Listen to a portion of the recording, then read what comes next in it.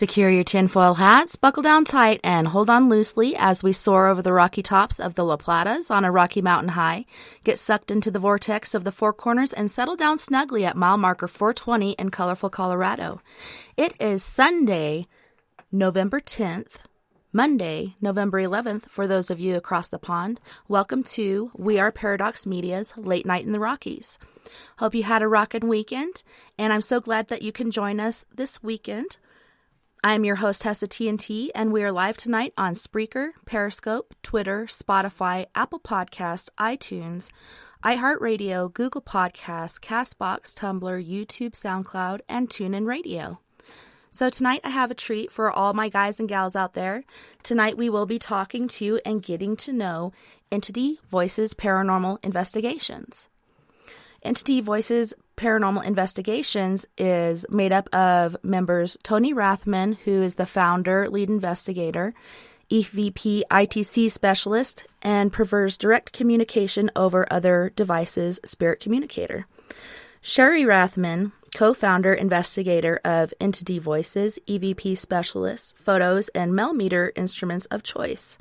Chris Allgood, investigator of Entity Voices, sensitive, lets them know what spirits are around, former law enforcement, detailed investigative techniques, and ordained minister. Audra Keeler, investigator of Entity Voices, idea creator, trigger object scenario creator, and gets spirits to interact. Entity Voices Paranormal Investigations is a husband and wife couples paranormal team located in Phoenix, Arizona, aimed at discovering the truths about spirits, entities, and life after death. Tony and Cherie Rathman, along with Chris Allgood and Audra Keeler, lead professional operated paranormal investigations or investigators into some of the darkest corners of Arizona and just about anywhere they travel. Their mission is to seek truth of the paranormal. They are two couples who work together for the purpose of understanding paranormal phenomena and adding to a common base of knowledge in the community wherever possible. Investigating, documenting, and educating on paranormal activity is their focus, and to share these understandings and developments with all that want to or are seeking answers.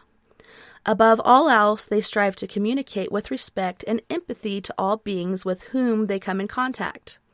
They welcome opportunities to provide education about paranormal and to decease fears about the unknown. Their specialty lies in spirit communication, whether this be through EVP or ITC communication, but seems to resonate well for all of them who have captured some amazing entity voices along their years of investigation and research. Their private home and business investigations focus on the state of Arizona, but they have traveled internationally investigating many historical and privately owned places with claims of paranormal activity. Most recently, the Diplomat Hotel in, I think it's, how do you pronounce that? Baguio City, Philippines, and are always looking for new opportunities to research or help those in need across the country. And over the years have collected and captured paranormal activity. EVPI began to share the things they have collected and captured with the public on their Facebook site, which is EVPI Investigations on Facebook. Their website is entityvoices.com, or our YouTube channel and you can find that on our page. It's quite an ordeal there. But about 5 years ago, they wanted the public to be aware that these things truly exist in the paranormal world on a daily basis. EVPI operates the old Phelps Dodge Mining Hospital and has opened the first paranormal research center in the Southwest, now called the Copper Canyon Paranormal Research Center, an amazing gold mine of paranormal activity. They rented the building out for overnight 10-hour private investigations and have recently added 2-hour public paranormal investigations. In these 2-hour investigations, participants get to learn not only how to investigate, but also learn to operate the equipment used for paranormal investigations. Once they know how to use the tools, they give them the opportunity to investigate on their own and capture their own evidence of spirits in the hospital. And below is the link to the website, www.coppercanyonprc.com. Thanks so much for joining us tonight, Tony, Cherie, Chris, and Audra. It's so great to have you. It's great to be here. Wonderful to be here. Thank you. Thank you for having us, too. I'm so excited to hear more about your guys' adventures, endeavors, and to listen to these EVPs that you guys sent me. I'm sure everybody out there is excited as well to hear them. Yeah, there's some good stuff in there. I think both the listeners and yourself will enjoy what we sent over. There's a variety of EVPs from different investigations we did, investigations and we've done down at the Copper Canyon Paranormal Research Center, and there's probably a slew of them in there from all over the place, but I think you'll enjoy them. So how did Entity Voices first come to be? Well, it's a funny story, really, because about 10 years ago, I was a complete skeptic, and when I met my wife and we got married, I noticed she had an interest in the paranormal, and she would always get me to try to watch paranormal TV shows. And I was a skeptic. I had a science background. My father was a physicist and chemistry teacher, and so I didn't really put much fact into the paranormal. Well, my wife would always ask me to watch the shows with her. I could only sit through about 3 minutes, 5 minutes. I'd get up and leave. And I'd say, this is just for TV. Well, then one Valentine's Day came about 10, 11 years ago, and she said, I want to go ghost hunting. So, of course, I wanted to appease her. So I found a location in Phoenix that had a history of being haunted. And so I bought her some relatively inexpensive equipment, and we went off for the weekend. Well, she was thrilled. She was happy. She got to investigate. I went along with her. But it was when we got the materials home, the photographs, the audio recordings, the video, what she had captured on there was absolutely amazing. And she was calling me over every 3 minutes. Listen to this. What's in this photo? What is that? I mean, we had actual apparitions in our photos. We had responses to almost every question we had asked, and there was nobody around. There was only 2 other guests in the whole hotel that we were investigating, and I never even saw them. So it just absolutely freaked me out. And for months, I tried to figure out how this was happening. And then Cherie and I kept going back, trying to see if we could duplicate it, and we could. And I think we investigated that hotel how many times? Yeah, more than 50 times. More than 50 times. That's how it began. And what amazes you too, because the spirits called your name. Yeah, first and last name. No, that wasn't the very first time, but yes, within that 50 they did. But that's how it started. And then we branched out. We branched out to other locations. We branched out to historical locations. We found every spot in Arizona that had a haunted history or location, and we went there. And then, of course, we branched out. California, Nevada, Ohio, all over the U.S. to find additional locations. And what became just a one-night thing to try to make my wife happy really blew me away at what we captured. That's how Entity Voices began. And then it's just grown over the years since then.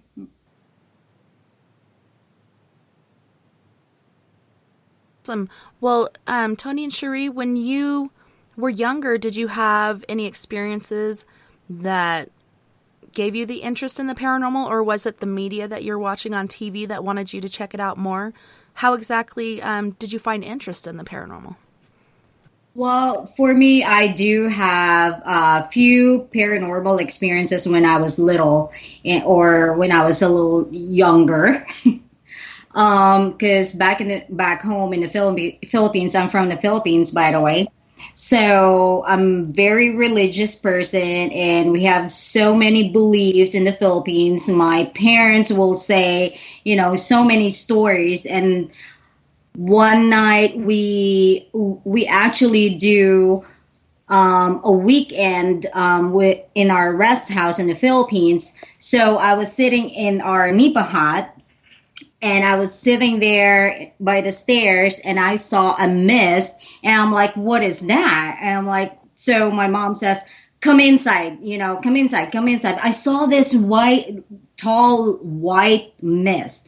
And that's so many experience I have in the Philippines. And it's hard to, tell everyone because it's really creepy. What about you, Chris and Audra? How did you first come to be in Entity Voices, and what gave you the interest in the paranormal in the first place? Well, my interest began when I was a kid. I've had experiences with spirits quite often. I started seeing them when I was 5. I had a pretty traumatic experience when I was about 10 years old, where I was at a house with my brother, and it was his friend's house, and the girl that he was with, her mother had recently died of cancer. Well, they had one bathroom upstairs in the house, and I was on the second floor to go to the bathroom, and there was one door in the hallway that was always locked. And I asked what it was, and she said it was her mother's sewing room, that nobody was allowed in there. They hadn't been in there since the mother had passed away. Well, I went up later that night to go to the restroom, and the door was locked when I walked by. Well, as I walked out, I got this cold, creepy feeling. I didn't feel like I was alone. I started to get nervous. And I started walking down the hall, and the door was open. It was ajar. The lock was undone. And just out of curiosity, I was 10 years old, being nosy, started peeking in the room to see what was going on. And when I came back, when I pulled my head back to turn and go down the hallway, there was an apparition of an older lady standing in front of me trying to talk to me. I was literally freaked out. I screamed. I ran downstairs. I was crying. Everybody told me I was crazy. And then during high school, I started chasing ghosts. I kept seeing them everywhere, anywhere that I could find that was a haunted location. Any friends that I have on Facebook to this day, when they see the EVPI, they say, wow, we knew this is where you were going to end up going, because every time I found a haunted location down here in Phoenix, I would drag my friends to it every chance I got. So I've been chasing ghosts for a long time.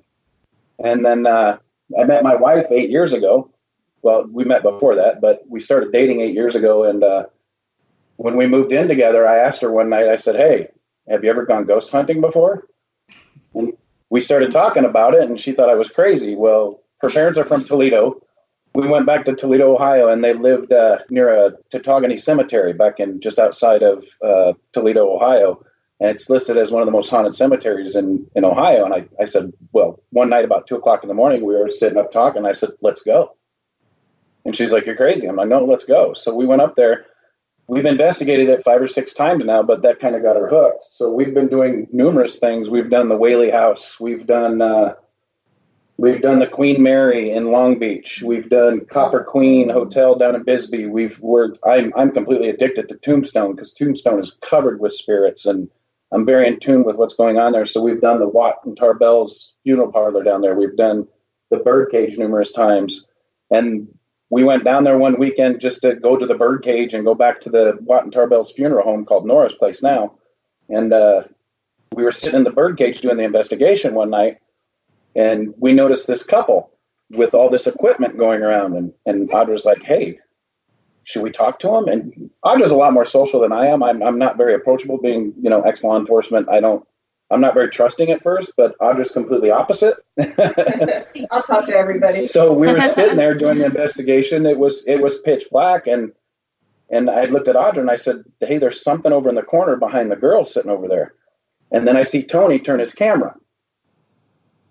Well, I thought that was pretty interesting. We were kind of in tune with each other. We got the same sensation at the same time.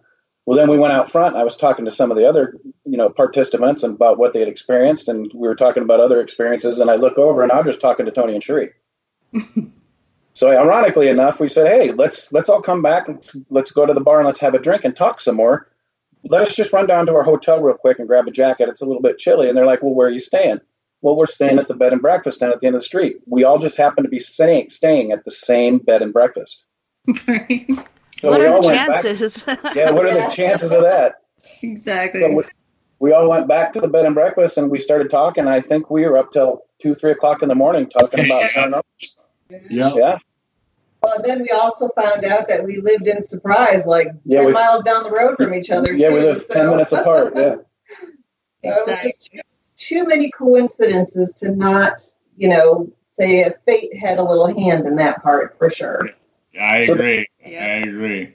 So the friendship continued to develop. We'd hang out a little bit, and then Tony and Cherie told us one night about the Phelps Dodge Mining Hospital down in Ajo, and I said, "Are you kidding me? I would kill to get in there." And Tony's like, "You want to go? Let's do an investigation."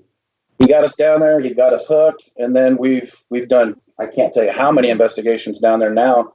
And man, we started buying equipment left and right. I think we cocked a few things and sold some kidneys. And I'm just kidding. Right. And then go broke doing this. Oh yeah. And then one night they asked us, "Do you want to be a part of BBPI?" And I said, "Are you kidding me? I would love to be." And that's how it all began. Right. That's awesome, and like you were saying, like almost meant to be. Oh yeah, definitely. There was definitely. I mean, for me, like most people have certain experiences, and as a kid or young adult, you tend to just poo-poo on it and not think a whole lot about it. And then, when I was in my late 20s, I had my son, and I was a single mom, and I had moved into this townhome, and my son was probably about, 3 months old at the time. And, just weird things started happening in the townhome. I had 3 floors, and the very top floor was where I would sit and watch TV, and then 3 floors down was my son's bedroom. And I had a radio in there, like to rock him to sleep or whatever, and it turned on by itself when I was all the way upstairs. And there's nobody else, of course. As I said, I was a single parent. I was completely alone. So I went downstairs and, of course, looked around. Nothing was there. My son completely asleep. Turned off the radio. And not too long after that, within the same week, my father had passed away. He worked for Motorola. He passed away, before that. And I had one of his alarm clocks that they had given him as like a retirement or, 10 years of being there, whatever it was. And it was in my spare bedroom, and I haven't touched that in so long. And the alarm went off on it for no reason. And it was just like within, a couple months' time, a lot of things just kept happening and happening. And I remember calling my girlfriend one night and just saying, I go, "What is going on?" And I would be in the middle of telling her something. I said, "It's the strangest thing." And my phone cut out on me. Now, back in the day, kids, there were no cell phones, really. This was a landline. So the phone cut out on me, and I'm like, okay, that was really strange. So I called her right back, and I said, "Well, I don't know what was going on." And I picked up right where I left off on the story, saying, it's kind of getting creepy. I don't know what's going on. And my phone went dead again. So I decided to pack up my child and head down to my brother's house, not too far down the road. And I told them what was going on. And, so I stayed there for a little bit. I called the telephone company, and it was, of course, in Arizona. We're always clear and sunny. So there were no storms. There was no work going on. There was no explanation at all of why the line would have stopped. So I went home that night, and I just walked in the door and basically just said, "Whoever happens to be in our house, you're more than welcome to stay. The only thing that I tell you is do not touch my son." And after that, there was nothing else that ever happened there. So that was just kind of weird. So that's always, kind of in the back of your mind. So do you think that was your dad, or do you think it was something else? I'm assuming maybe my father, only because my father passed in March of 96, and I found out I was pregnant that same month, and then I had my son November of 96. So I think their spirits definitely crossed. So I'm more than positive it was probably my dad. That's pretty amazing, but like you said, scary because you're the only, adult there that can protect you and your child. So that could be pretty disheartening, not knowing what exactly is going on. Yeah, so you always want to try and find the answers. So in this industry or belief, it's such hit or miss. So you don't really ever say a whole lot to anybody until you find like-minded people. And when Chris and I first started really talking about this, he's like, everybody definitely thinks I'm crazy. And I said, you know what, I don't. I mean, stuff happens. So that's kind of how we really got into it too. And it just took off. And like we've all said, meeting up with Tony and Cherie, it was just total fate. And they're just such lovely people too. So that helps. We make a great team too. I mean, everybody's got different energies. Everybody's got different specialties. I mean, I've never seen any investigation done like the way Chris does it because of his law enforcement background, and we don't miss a thing. And the fact that he's sensitive too. I mean, we've picked up. He's been aware of things that we didn't even know we were there. And I think you have one of those EVPs, but he made a mention about something being in the room, and it clarified that it was there. And I think you'll be able to play that one later. But it's just fascinating. It really is, and to be able to capture that evidence to share with other people who may not believe is quite amazing. It's so nice to get that evidence.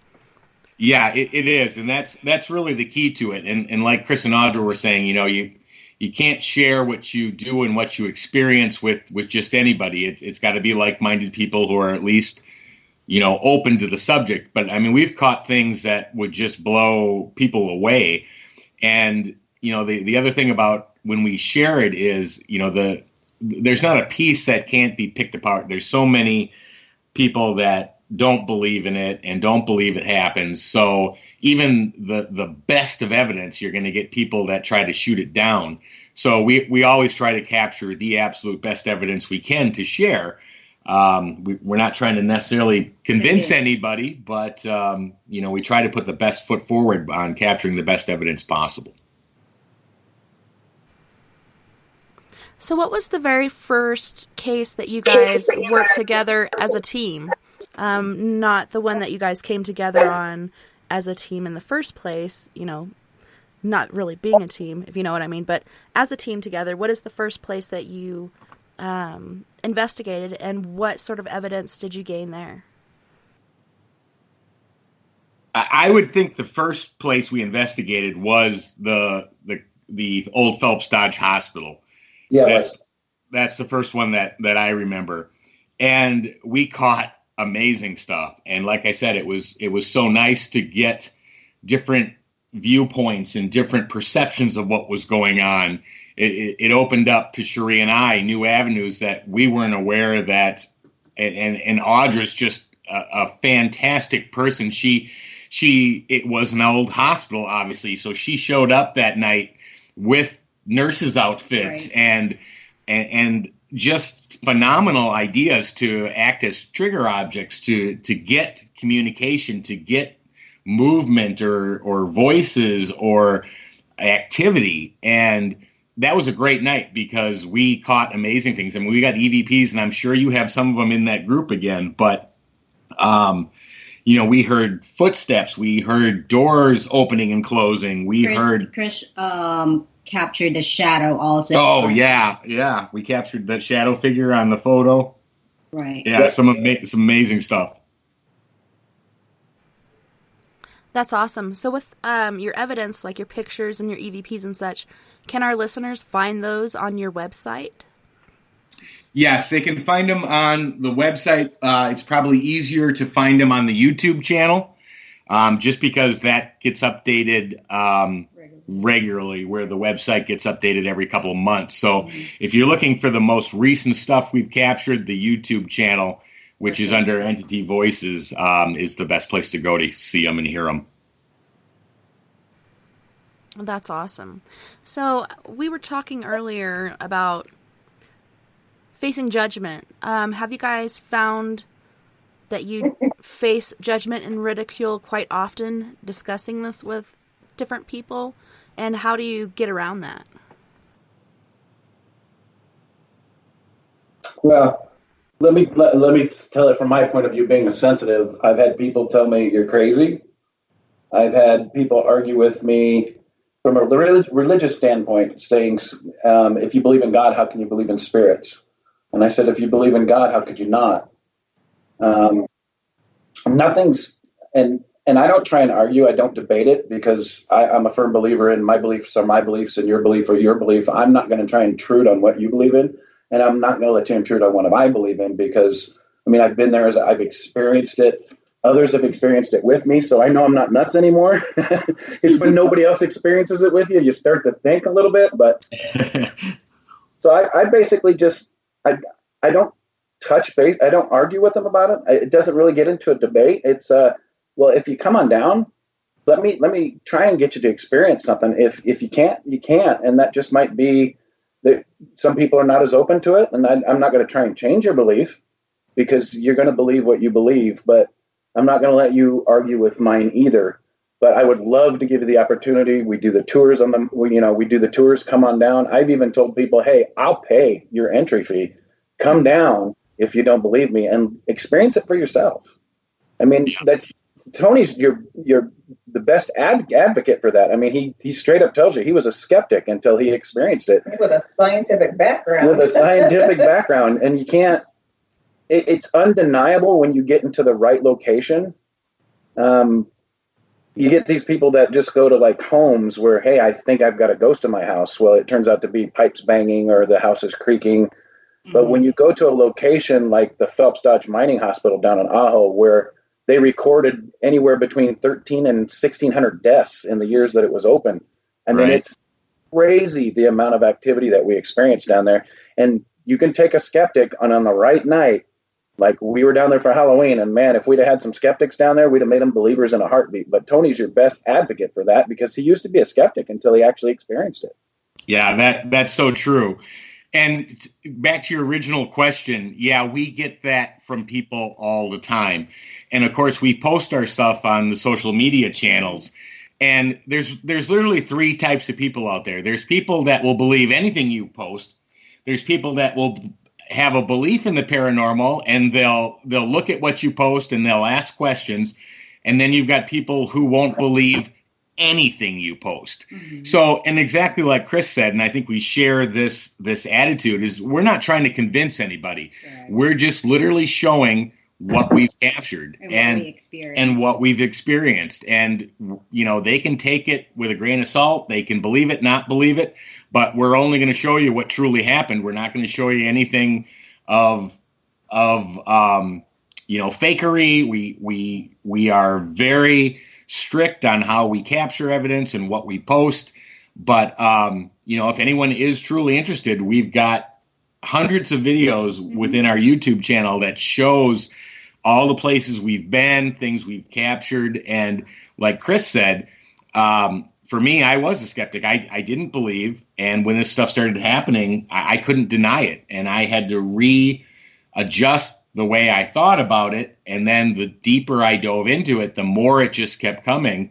And well, Tony will say that I'm a big BS. It's a big BS when I believe on something in paranormal. You said, "Oh, that's a BS" when you were prior, yeah. Right. That's why I wouldn't even watch the shows with you. But now I completely retract that. Yeah, this stuff does exist, and we have terabytes of data and evidence of us actually capturing it. And some of it is just off the charts phenomenal. It's amazing, and it seems like every investigation is different. You get different information, and there's really no way to, know how it's going to go. Every story is different, just like every person is different. Have you guys had a spirit come through to the point where you do find their story and you're somehow able to help them in some way, whether it be crossing over or whatever they may need? Yeah, we've come across many times. I mean, we've gotten actual communication where they give their first and last name, where we can then do research to find out exactly who that was, what happened to them, what the story was. We've done everything from, we did a investigation in Las Vegas for a woman that said she had just the craziest things going on in her house. And we caught strange, misty figures flying over the cameras we had set. We had shadows moving around the house that shouldn't be there. We had that huge growl when we walked in. Right. We did a spirit box session that just the craziest responses came through. And, you know, what was in that house, I don't think we necessarily identified who it was, but we knew it was very negative spirits. And we actually had to have a friend that we work with actually exorcise the home. It was that bad. That's amazing. Cherie, did you have anything to add to that story? Yeah.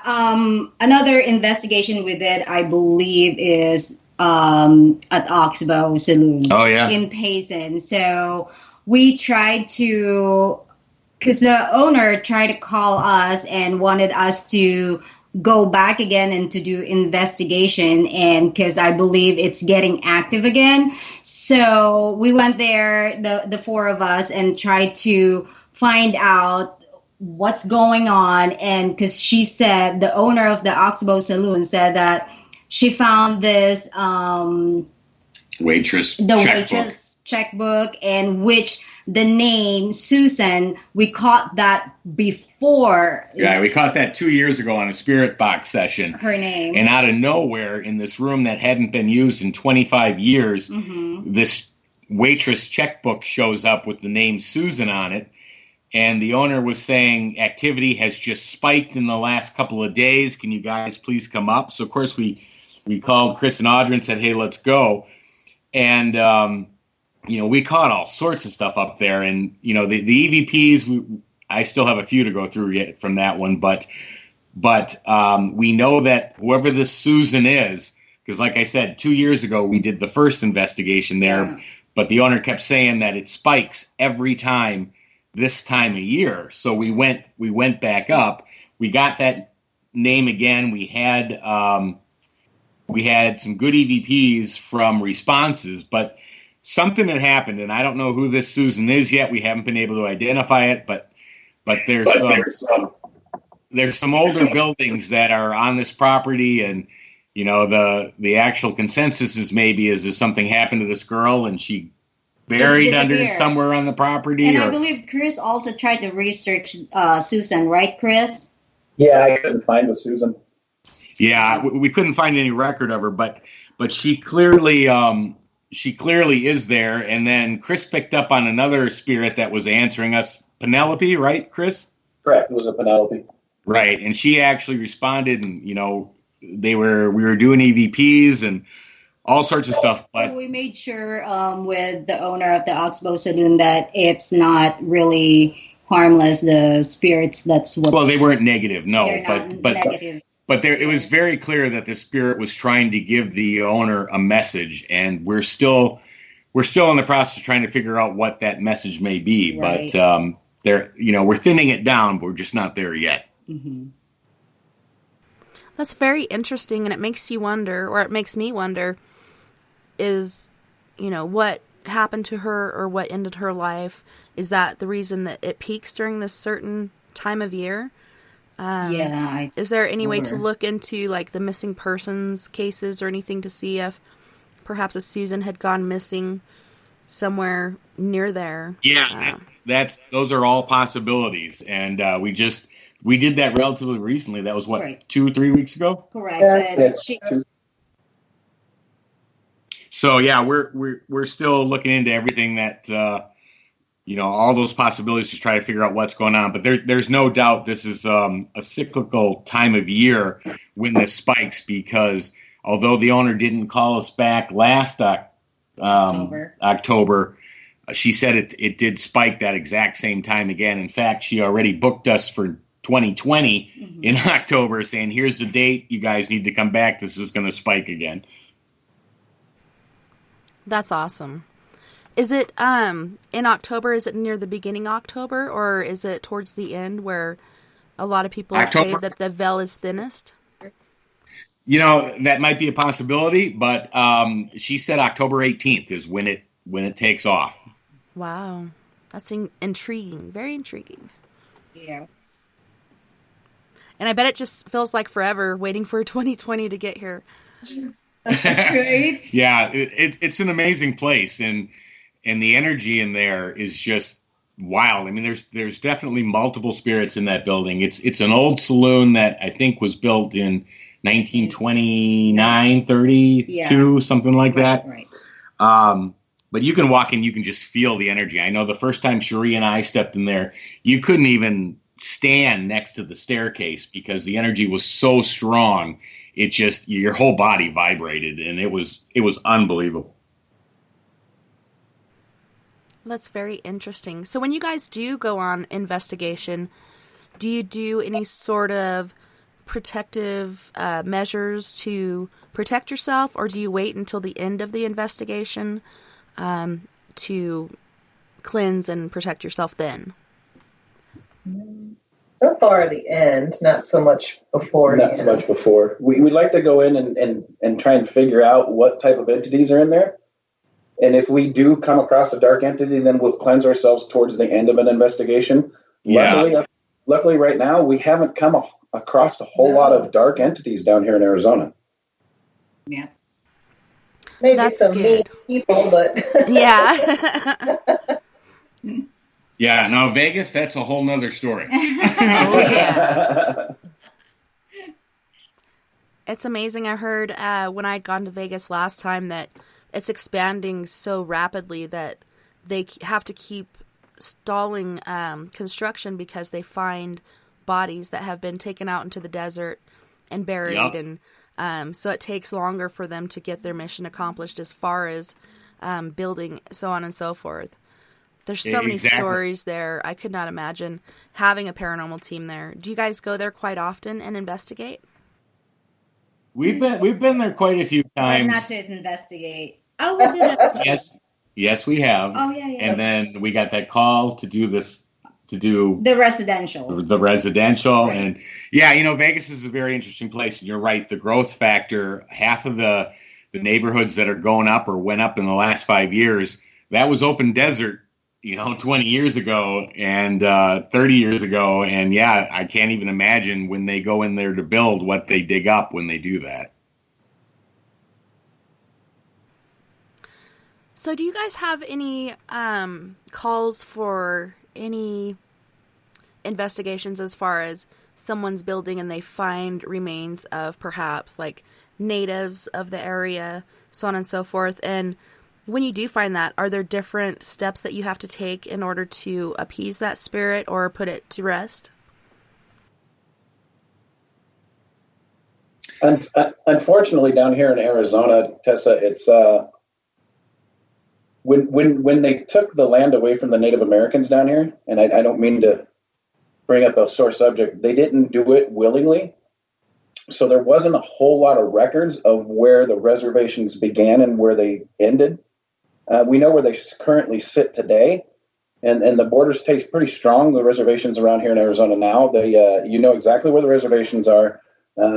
They've got their own police force on the reservation. I mean, our DPS department, which is our highway patrol, they patrol the highways that cut across the reservations. But for the most part, there's no United States government or city or state government that actually patrols the reservations out here today.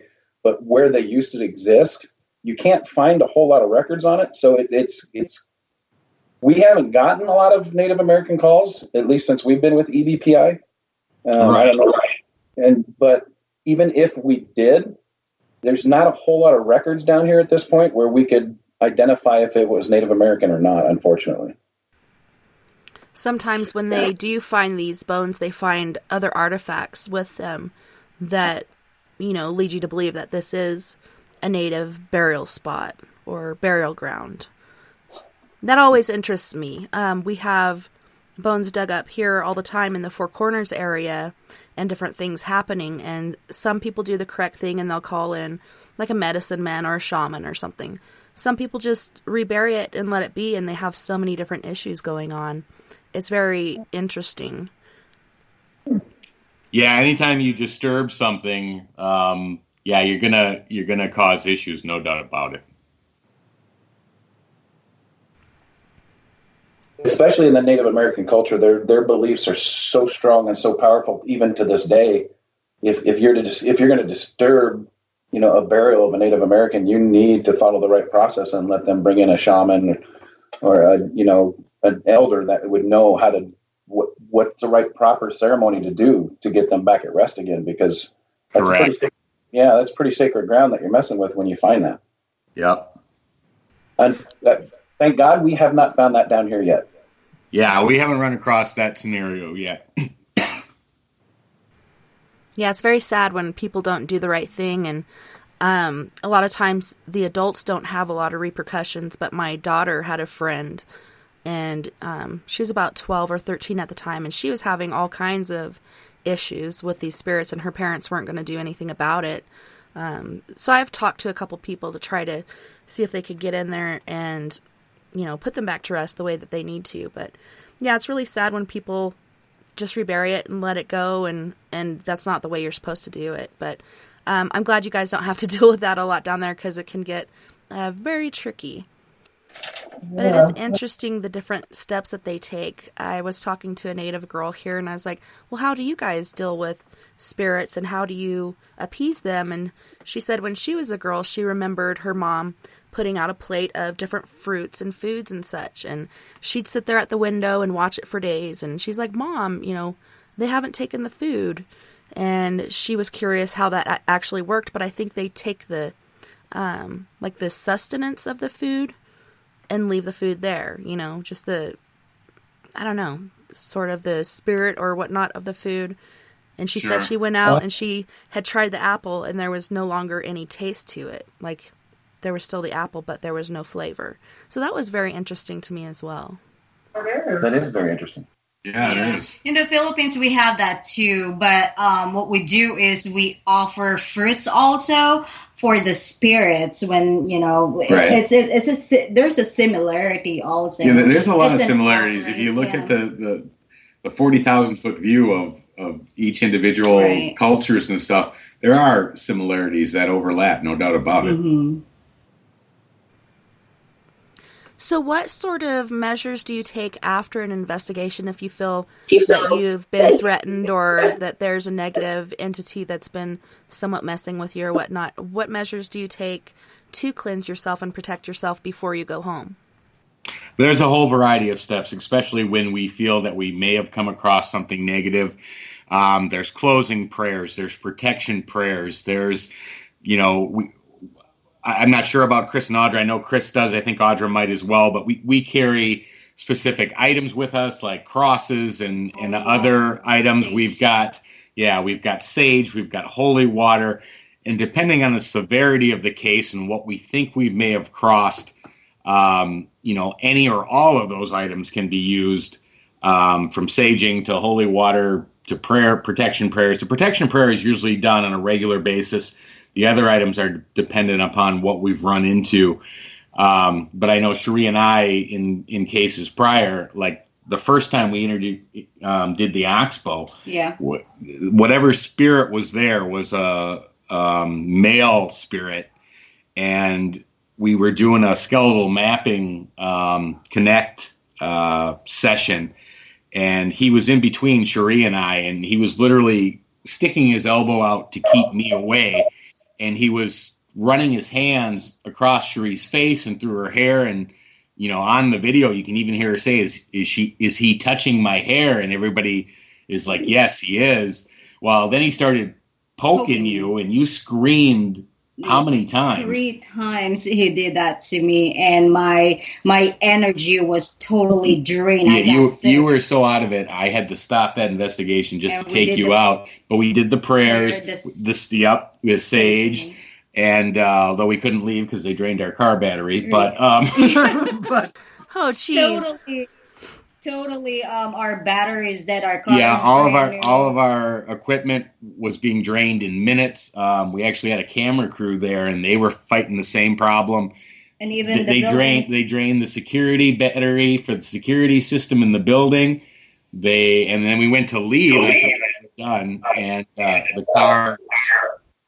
car was totally battery was drained too. Right.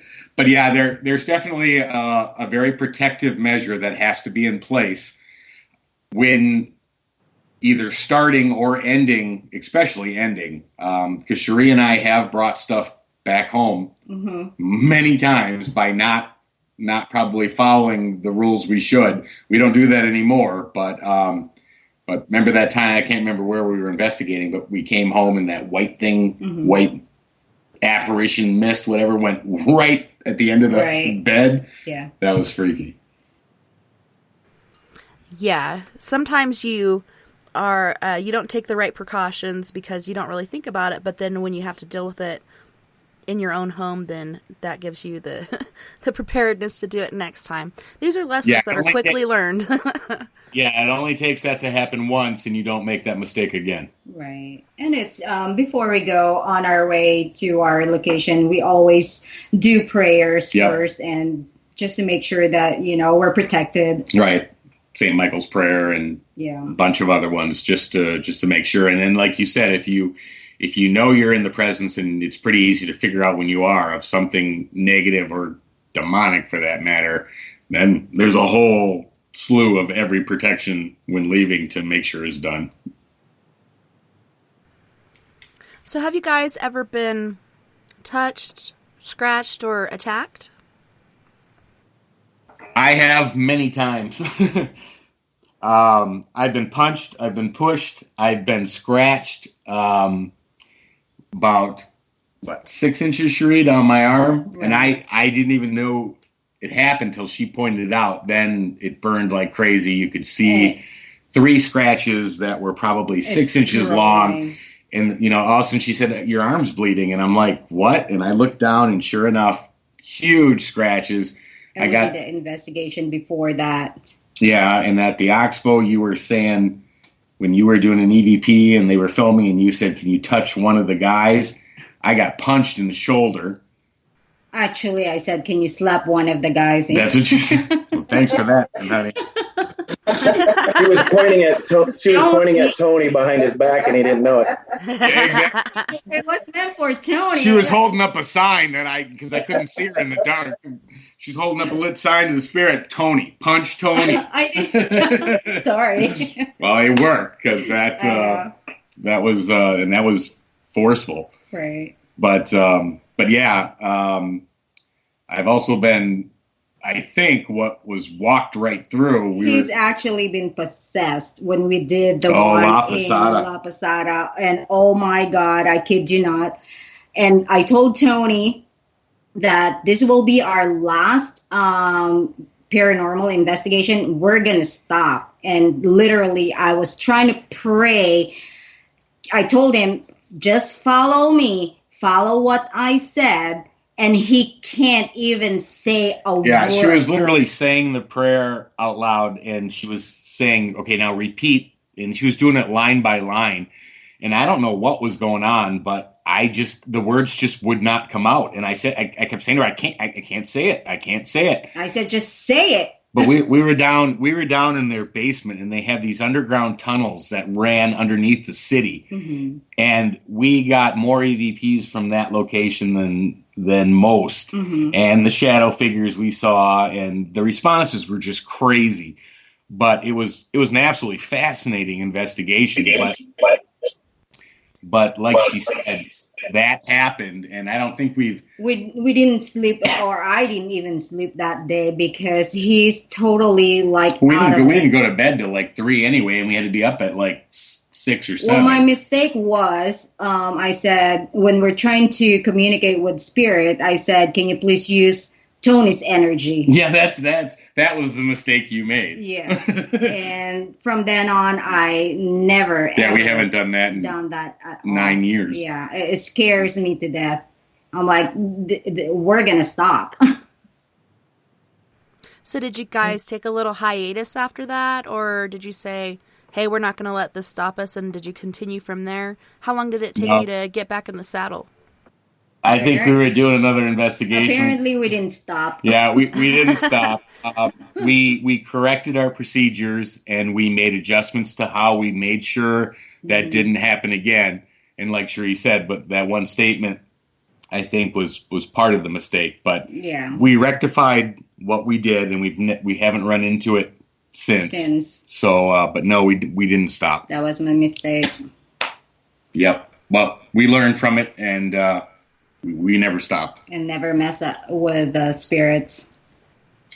How about you, Chris and Audra? Have you guys ever been touched, attacked, or had a walk-in or a possession? Nope, I'm pretty boring. I like to protect myself. Chris always laughs at me and says, "Well, you walk around with a bubble around you," and that's what he likes to call it. Is I have a bubble, and I just kind of mentally I kind of like have a space that I don't let anybody in. And so far so good. Hopefully it holds. I also do have sage and bay leaves and crystals, and and that definitely comes in handy. Keep everything, keep the bad juju away. And then I have a habit of, when we go to a location, I will leave the group and I will walk the location alone. It helps me get in tune with the location. It helps me it helps me get in tune with the energy of the location.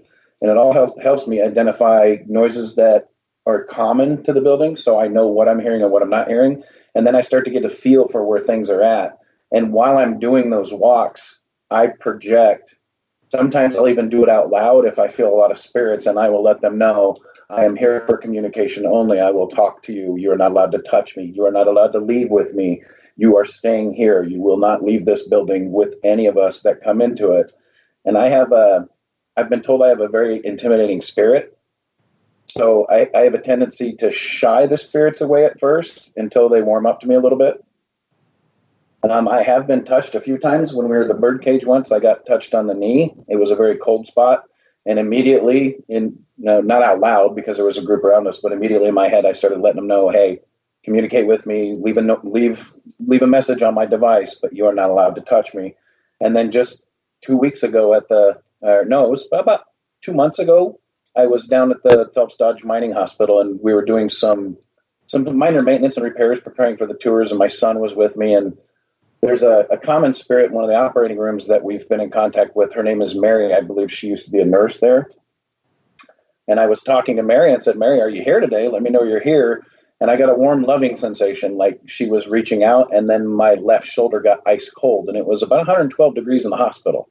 Mm-hmm.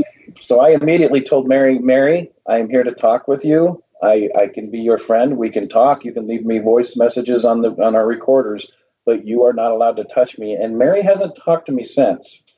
So I think Mary's a little upset with me, but I don't allow it to happen. And I project a pretty aggressive spirit when I'm confronted. So no possessions.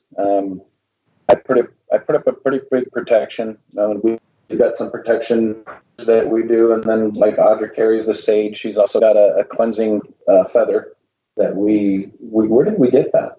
Tombstone. Down in Tombstone, yeah. Mm-hmm. So we take all the precautions that we can to avoid stuff like that. I've only encountered dark spirits a couple times in some of the old investigations that I did, and you could almost say I was almost more aggressive than they were, and it wasn't them affecting me. It was me putting up a protection for me and the people around me. So I haven't had that kind of experience yet, and not sure I'm too willing to go through that, but no. I guess, yeah, it's a bad experience. Bad experience. Not something you want.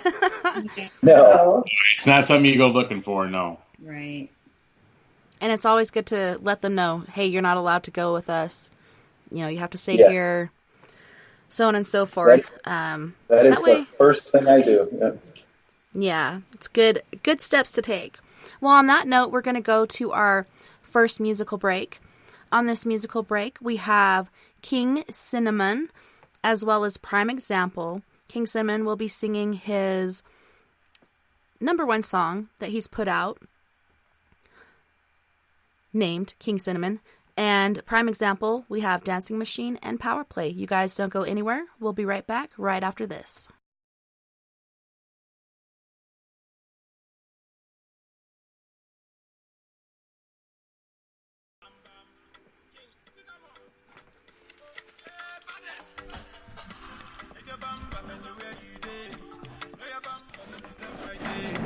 Come on, let's go, it is a holiday. Anything you want, baby, I will pay. Shake your bum, bum, anywhere you day. Throw your bum, bum, it is a Friday. Come on, let's go, it is a holiday. Anything you want, baby, I will pay.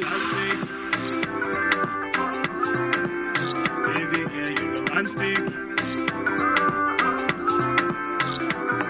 Fantastic. Baby girl, you romantic.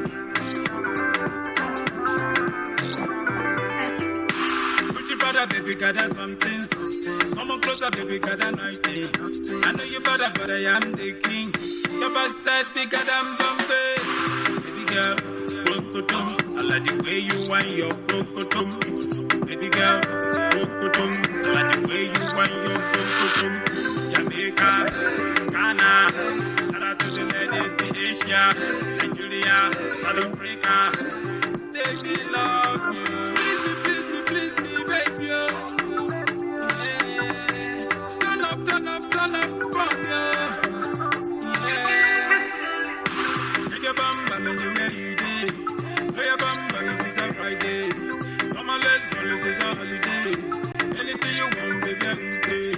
Take your bum, bum, anywhere you day. Play your bum, bum, it is a Friday. Come on, let's go, it is a holiday. Anything you want, baby, I will pay. Baby girl, you romantic. Fantastic. Baby girl, you romantic. Give me love, give me love. Show me love, show me love. Give me love, give me love. Me want you, me love you. Give me love, give me love.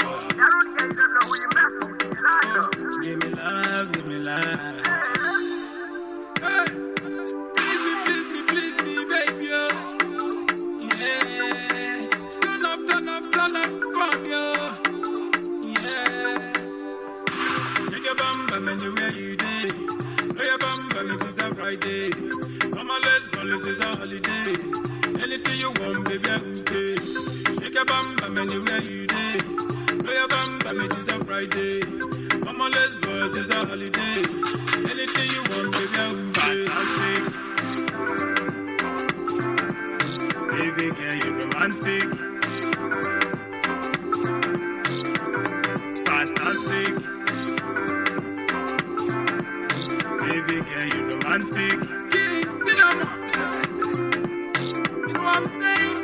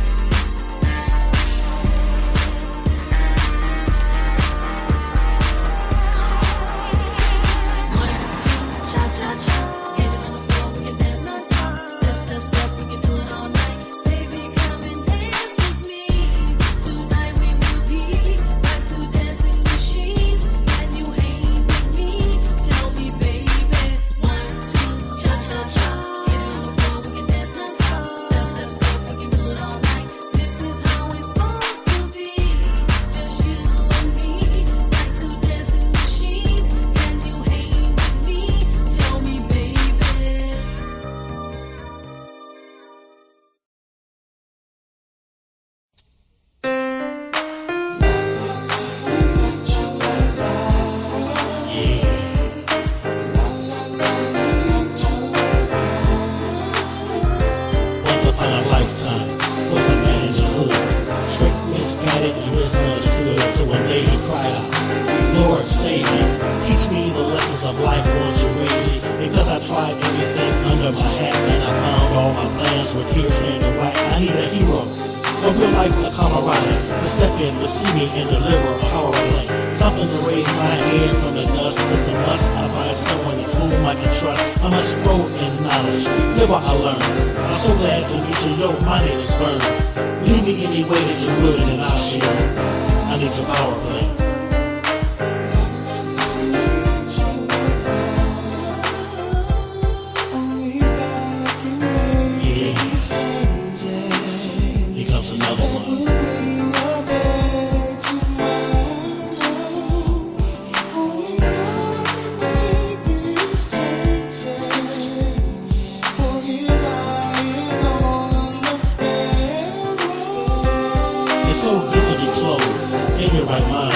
Dreams to the front and all past behind. Memories of things you did so absurd. Came to the curb, now burns the word. Cause often we're low now, problems can grind us. But with power from God, yeah, we all stand victorious. Listen to the seed, the knowledge, and digest the rhythm. Because a trooper like Jay keeps it righteous. And it's present prime example of a vocalist, adjust your bubble. Leroy D is like dangerous trouble. Trouble if you want it, peace if you with it. Never before known of a man who can stand it, but so irrelevant. So kick it in if you will, Lord, and I'll shield. I need your power play.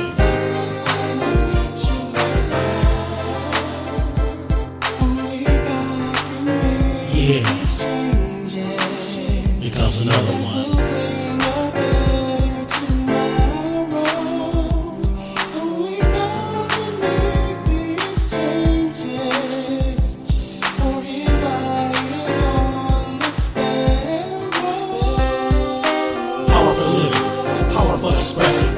For the knowledge, and now you're not guessing. When power meets the darkness, the devil's got to go. That's my Ed Weasel, and now he's going loco. If you got a problem, God can solve it. Power from the churro, and you're in his outfit. Why must the fit stay dirty so filthy? Get off your rear and whitewash the pickings. Power for cleansing, power for sanitizing, power for us, power for the rising of the sun. Cause in your darkest hour, you can look up and express to feel the power up.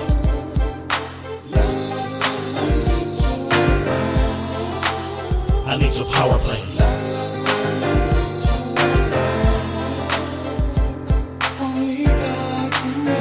Yeah. Comes another one.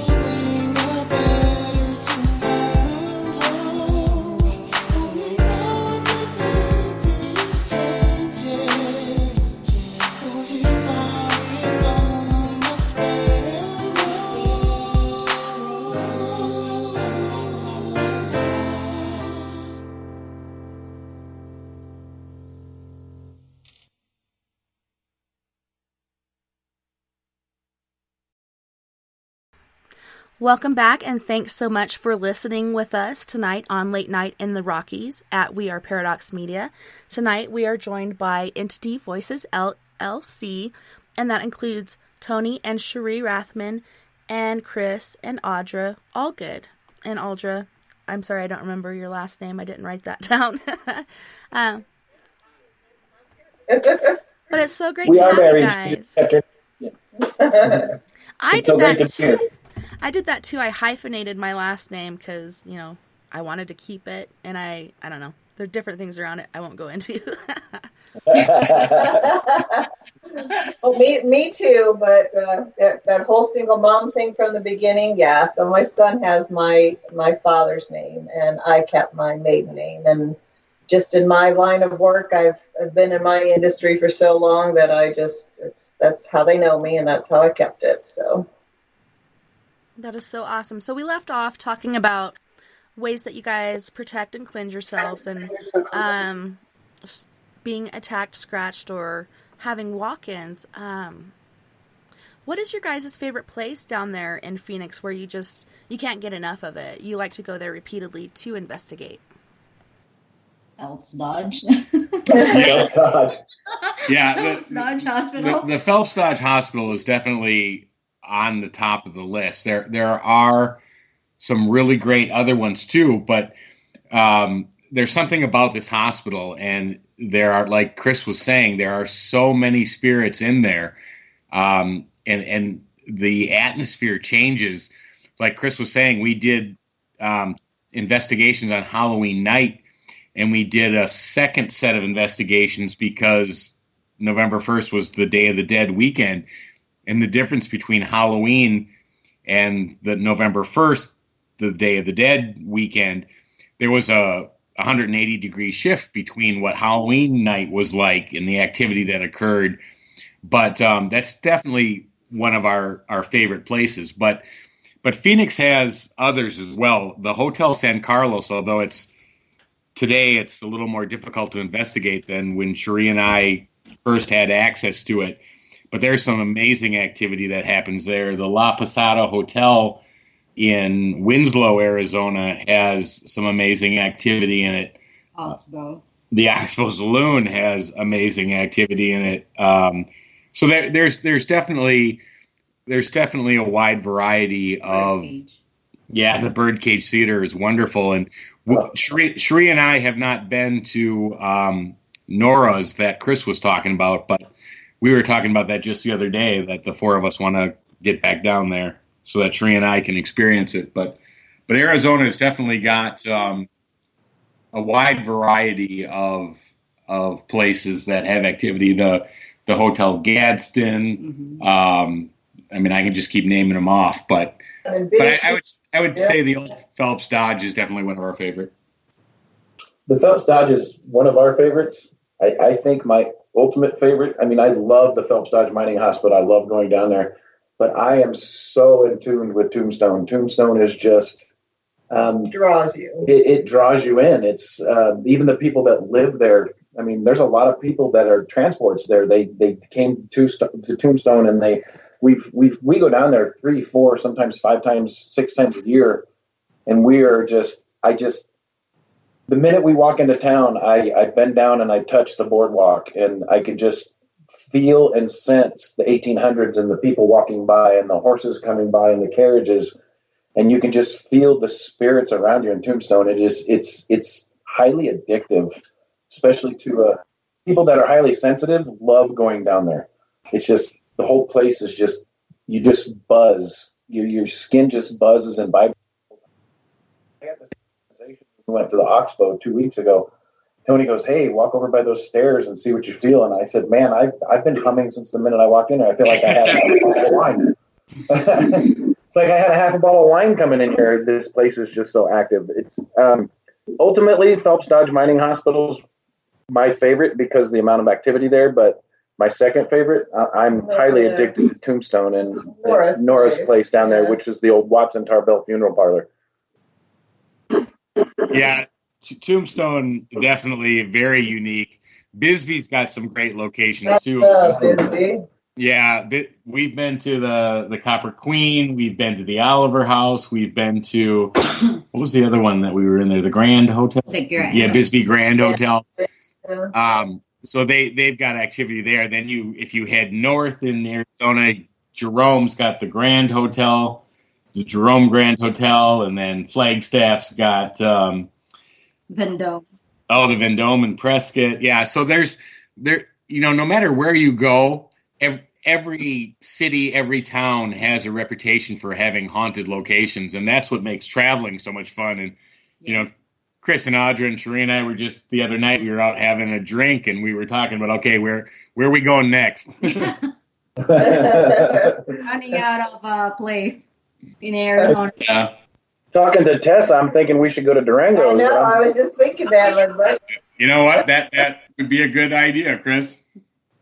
Yeah, there's several places. There's so many up here that I would love to show you guys. And my sister and my mom actually live down in Phoenix, so I'd love to come and check out some of your places as well someday. That'd be awesome. Anytime. Just let us know. You're more than welcome. Yep, absolutely. So, Audra, you like to use trigger objects. What first got you into doing that? Oh, I was forced. No, she was our bait. Call me the bait, yeah. She's our bait. I was kind of kind of a scaredy cat. And then also I'm the one who always is like, no, that banging was the window. That was this. And so I really want so badly to capture true evidence that I'm like, all right, well, let's try this. And my husband's the one like, hey, you work for a doctor, grab your scrubs, and which is a great idea. And so I've done that. And, I've played, I don't think Tony and Cherie were with us. Sometimes Chris and I will get to the hospital ahead of time.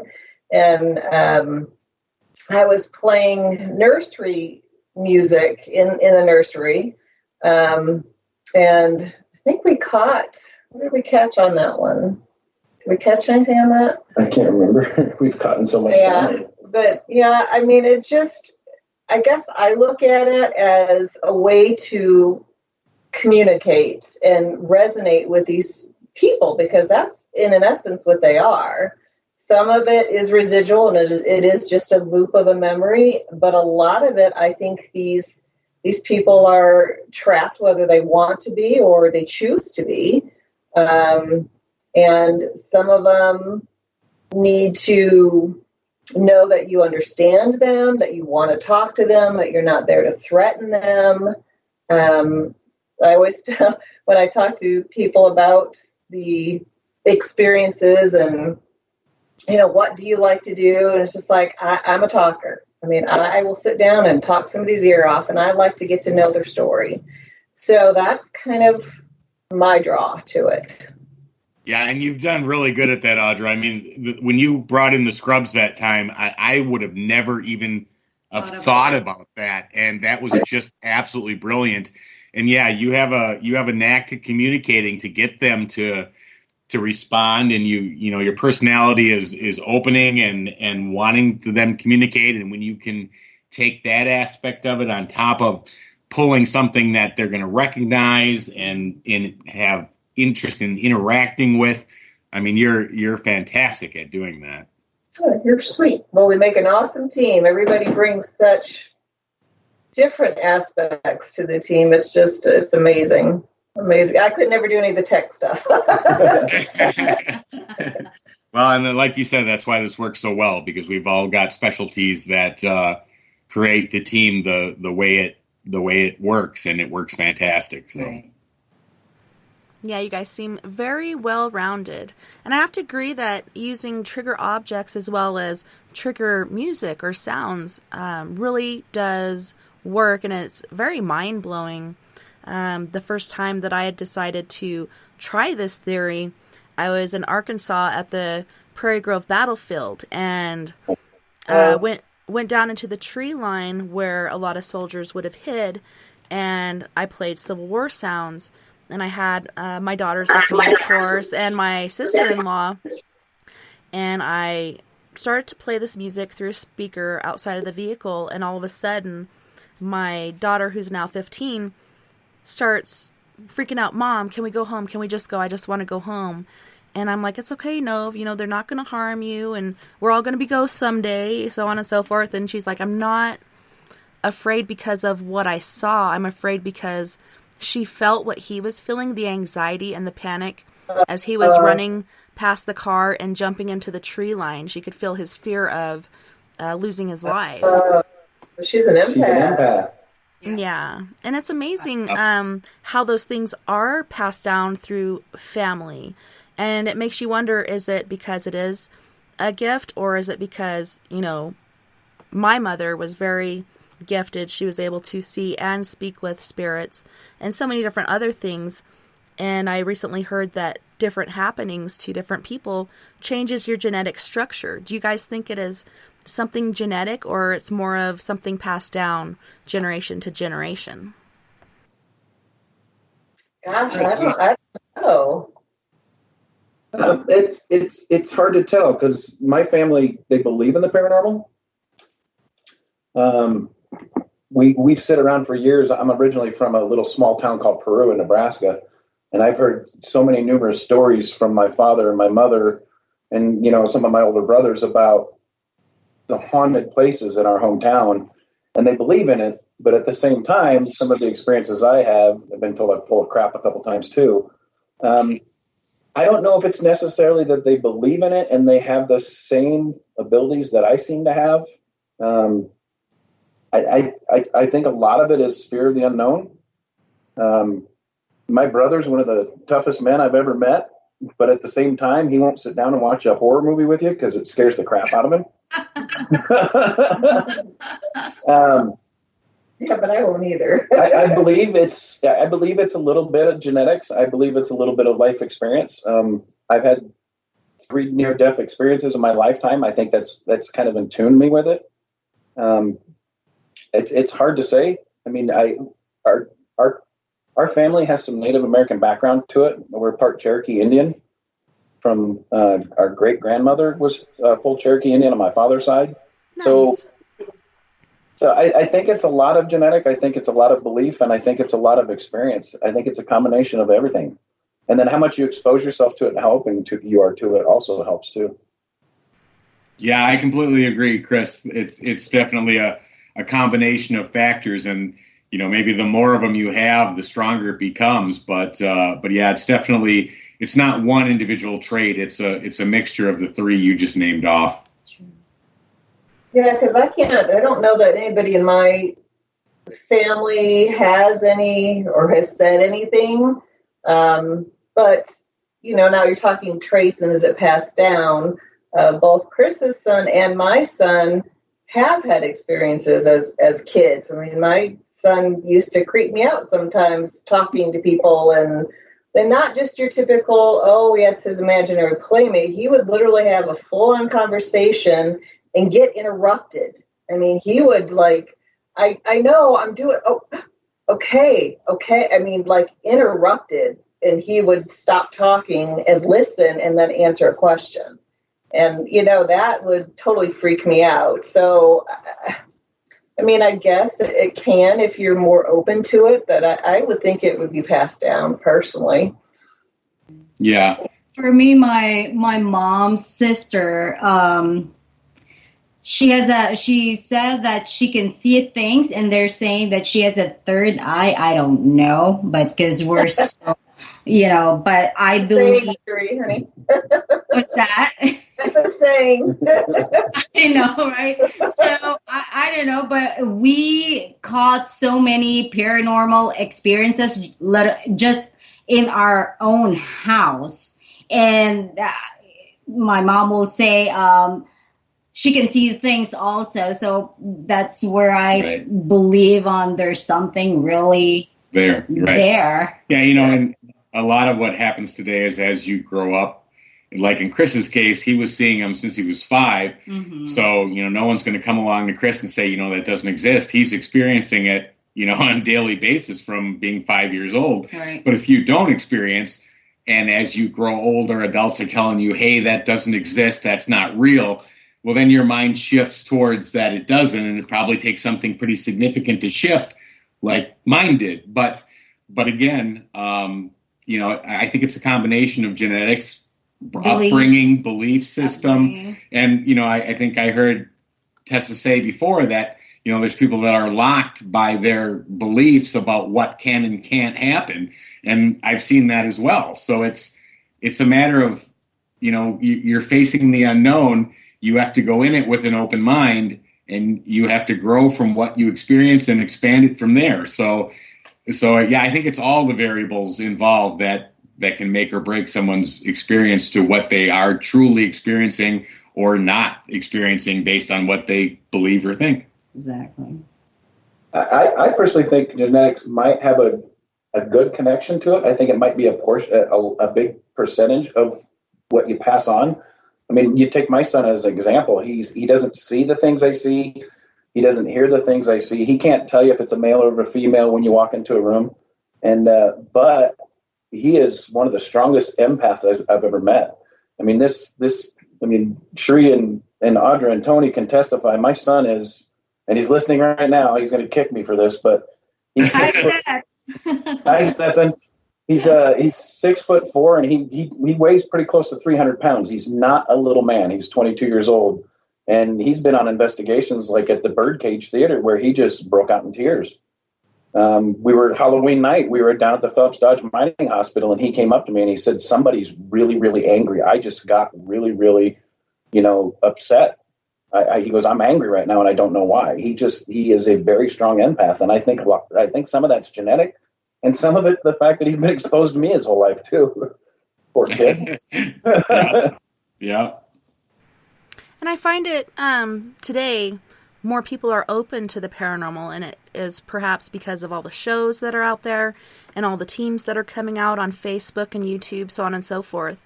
And it makes me happy because, like I said, my kids are all gifted in their own little way, and I try to nurture that and tell them as much information as I know so they can protect themselves. And, back when we were growing up, a lot of times you'd hear your parents or grandparents say, "That's not real," and try to shut that window or door for you instead of nurturing it and helping you to grow that gift. So we're in a really different time, and I'm grateful for the things that are out there. Sometimes I'll watch a show and be like, "Oh God, why did they have to do that?" Like over dramatizing things and making it more than it really is, instead of showing the real stuff. Yeah, that happens all the time, but that's television for you. But you're absolutely correct. The rise of the paranormal TV shows did both positive things to the paranormal and a few negative things. But the biggest positive thing that they did is like you said, they opened up the general public to an awareness of it. And over the last 15 years of paranormal shows being out there and growing, that was a positive thing that came from it. And I think you've already touched on the negative is that, what they pack into a 30-minute show or an hour show, no investigation is like that. You right. You don't it's have a highlight reel. Yeah, that's where the reality TV becomes non-reality. But there are positive effects that came from it as well. So it's, you take it with a grain of salt. There was good and bad that came from it. But yeah, what happens on a true investigation isn't what's shown on television. So, Chris, you being in law enforcement, did you ever have any paranormal experiences on the job? Did you ever get any calls to a house and nobody was there, it had been abandoned? Do you have any stories of when you were working in the field of being an officer? No, I was actually, so what I was in the law enforcement field is I was with the Maricopa County Posse. And what we were is a group of volunteers that went through, we did training. We did the same training as the officers did, and we went out and we supported the officers. So what we were was backups. We joined them on warrant sweeps. We would do pullovers with them. We'd go out on calls with them. We were backup to them. So I wasn't technically a police officer. I was in law enforcement for 10 years. I just don't want anybody out there that's listening to go, he wasn't a cop. I wasn't on the force getting paid. I was a volunteer that paid for my own way, but we were trained just as much as the police officers were and the deputies. And we went out and backed them up. And I did that for 10 years.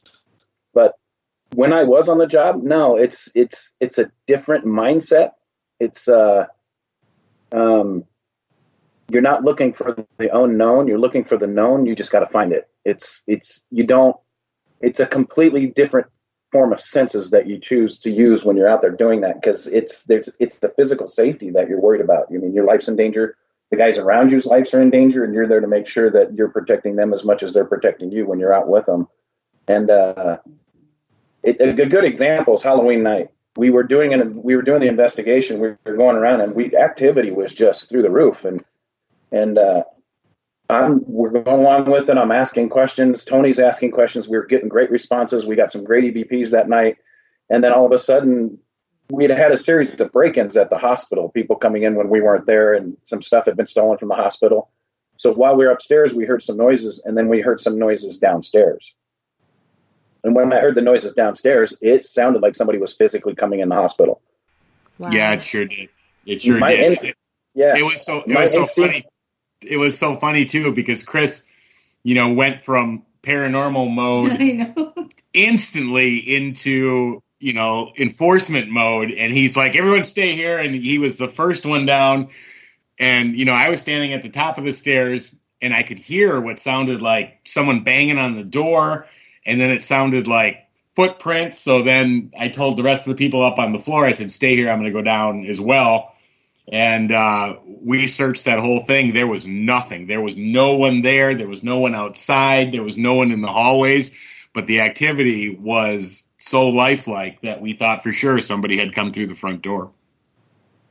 But yeah, Tony described it perfectly. The point I was trying to make was that it's a completely different mindset. So when I thought somebody was physically coming in the building, the paranormal was the last thing on my mind, and I was focused on protecting the people that we had there for the tour and finding out who was trying to come into the hospital. So it's like a switch you flip. It's two different complete worlds.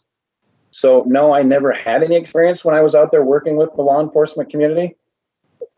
Not to say that they're more exposed to it with the amount of death and stuff that they deal with, but the mindset that you're in during that time frame, it's a completely different mindset. You're completely closed off to the paranormal at that point. And I actually noticed that about myself Halloween night when I went into action mode thinking that there was physically people coming in, that my senses shut off. And I immediately went into protection mode, got to make sure everything's okay, got to figure out what's going on. So I personally did not have any experiences. I've talked to police officers that did, but it was in rare moments when it was extreme.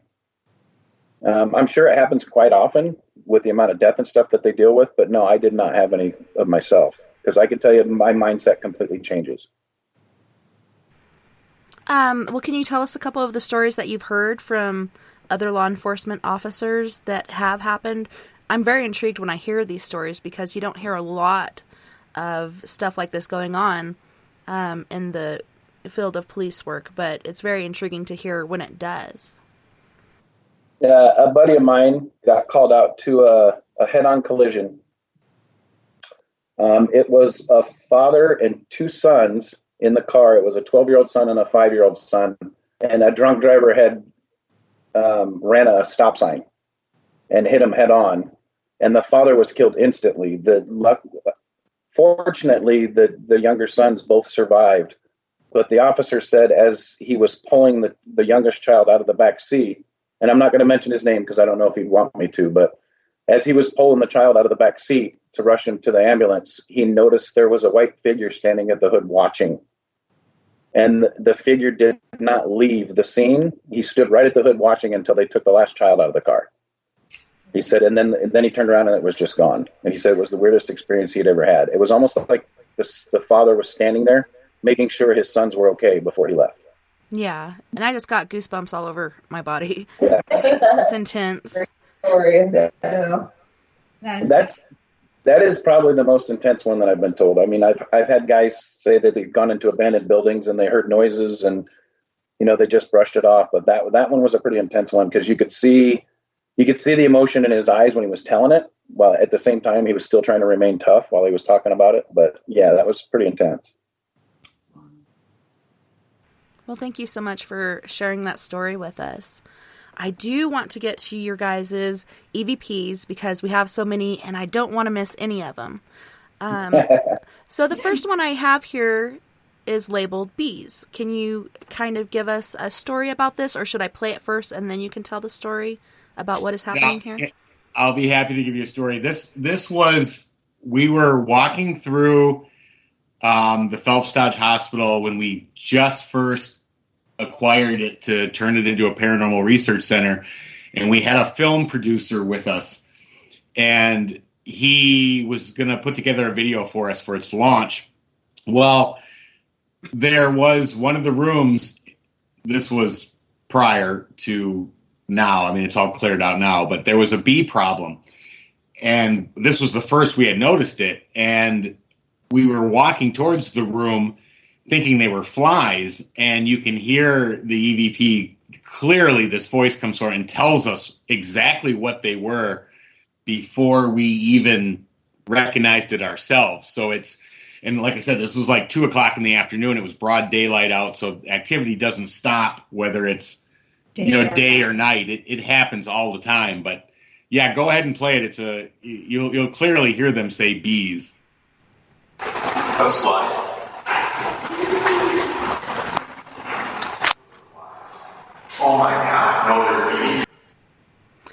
That sounded like a child's voice to me.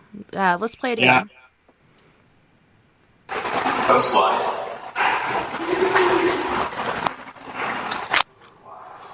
Oh my God, no, they're bees. Oh, man. And then you realize right after that, oh, my God, no, they're bees. Yeah. That's amazing. This next one is labeled Behind You. Oh, yeah, that was Chris had taken us out to the cemetery that we were not even aware of. Chris, you want to give her a little background on that cemetery, the Lost Souls Cemetery? You're going to get me in trouble, Tony. Oh, well, So there's a cemetery near where we live that is it's called the White Tank Cemetery, and it is where they place John Does, Jane Does. It's a county cemetery. People that can't afford to be buried, people that no family comes and claims the bodies. There's a lot of homeless people in there. There's children in there that the parents couldn't afford. And every Tuesday and Thursday, they actually use inmates to help do the burial, and a priest comes out and does the service. And most of the time when they're burying people out there, those are the only people that attend the funeral. So it's acquired a name called Lost Soul Cemetery, because these are lost souls that nobody claimed them, basically is what it is. Some of them, nobody knew who they were. Some of them, people still go out there and put flowers on the ones that they did know. The families just couldn't afford the burial. And this is a place where the county buries them. And I discovered it probably about 12, 13 years ago. And I've gone there numerous times and had many experiences, caught many EVPs, ghost figures, white mists walking across. And this is where Tony caught this one. Yep. We didn't get permission to go in there. That's why he says he's going to get me in trouble. But it's always open to the public. Didn't mean to get you in trouble. The gate's always open, so it's technically we're not breaking the law. I mentioned the name.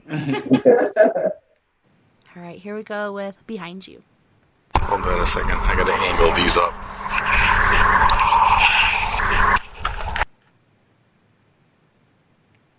So that was a little towards the end, I believe, when you hear that.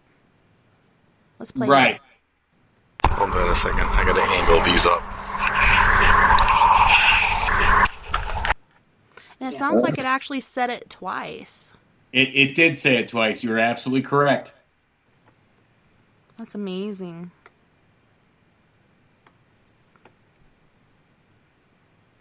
So did you pick this up?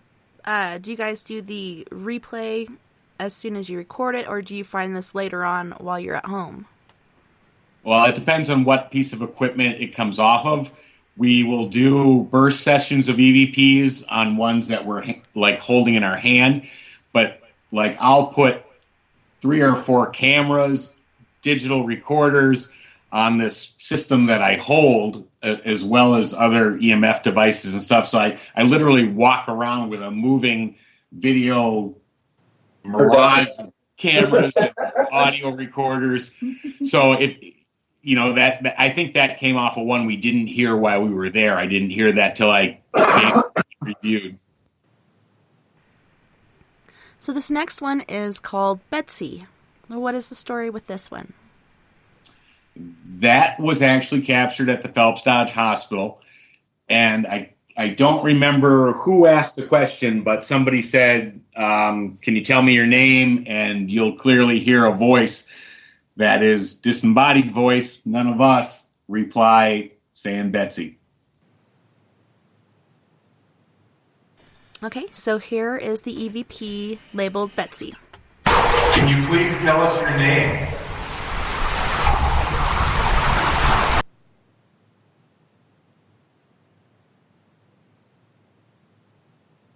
Can you please tell us your name?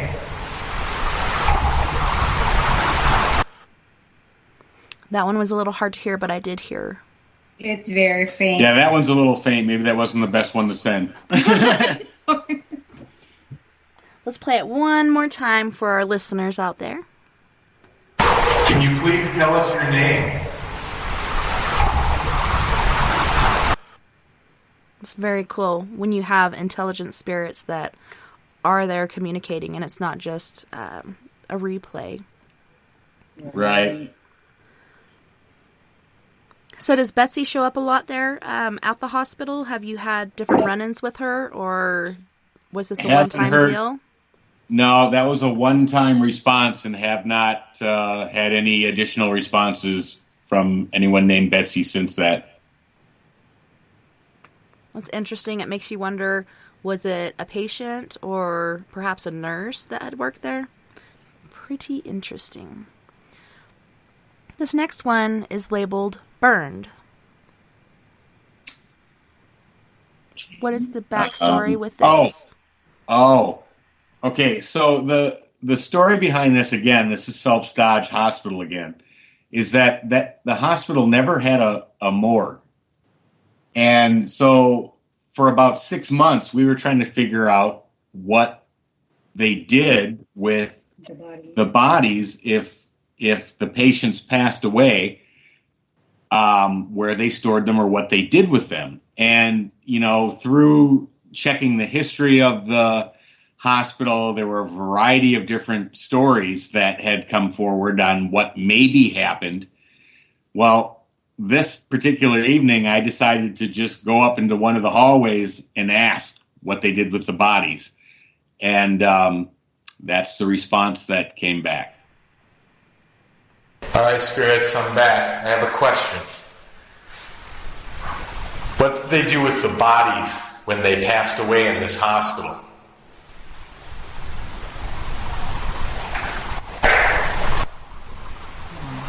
Ooh, that's a good one.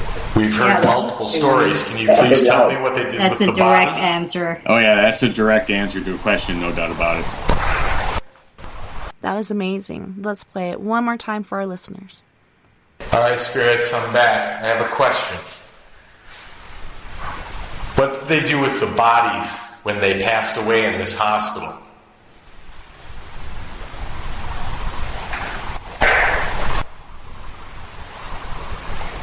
We've heard multiple stories. Can you please tell me what they did with the bodies?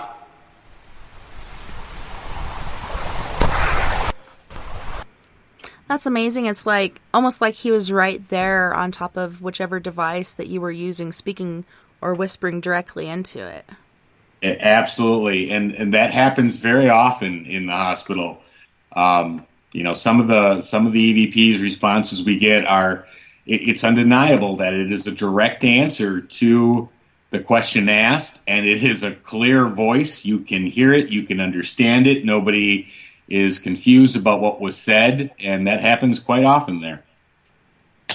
So what were some of the stories that you had heard around what they do with the bodies? Did they tell you that they were burned? Well, we had heard, we were doing a tour there one night, and that question came up. Where's the morgue? And I said they never had a morgue. And one of the ladies in the tour said to me, well, what did they do with the bodies? Well, one of the other ladies on the tour stepped forward and said, well, I was a nurse here the last 3 years before the hospital closed, and my mother was a nurse here for 23 years. And she said for bodies that did not have any family or relatives that they could be passed to, she said they incinerated them. The bodies were incinerated. It's very intense, but what else do you do when you don't have a morgue or someplace to put them? Right, correct. I mean, in that time frame, that was probably, you're talking about a town that's out in the middle of, especially at that time, it was out in the middle of nowhere. If you ask people even today who live in Phoenix, yeah, we're going to Ajo, their first response is, where's that? Right. Yeah, where's Ajo? Yeah. Where is this Ajo anyway? So the next one is labeled, can you show yourself? And then it says, okay. Where did this one take place? You. I can't remember. That's Phelps. That's you in the X-ray room. Oh, okay. You asked the question. Yeah. Tell her. Okay, so yeah, it's Cherie. She's in the X-ray room on the second floor of the hospital. She's asking a spirit or any of the spirits for that matter, if they're willing to show themselves. And there is a very, well, I shouldn't say very clear. There is a very distinctive okay response that came through. It's a little muffled in some static and other noises, but it's clear enough to hear with your ear that they said they would show themselves, although we didn't capture them that night. All right, here's that EVP.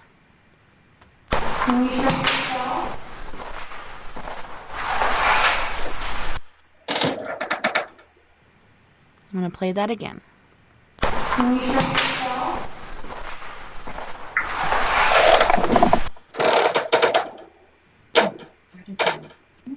I don't know what that is.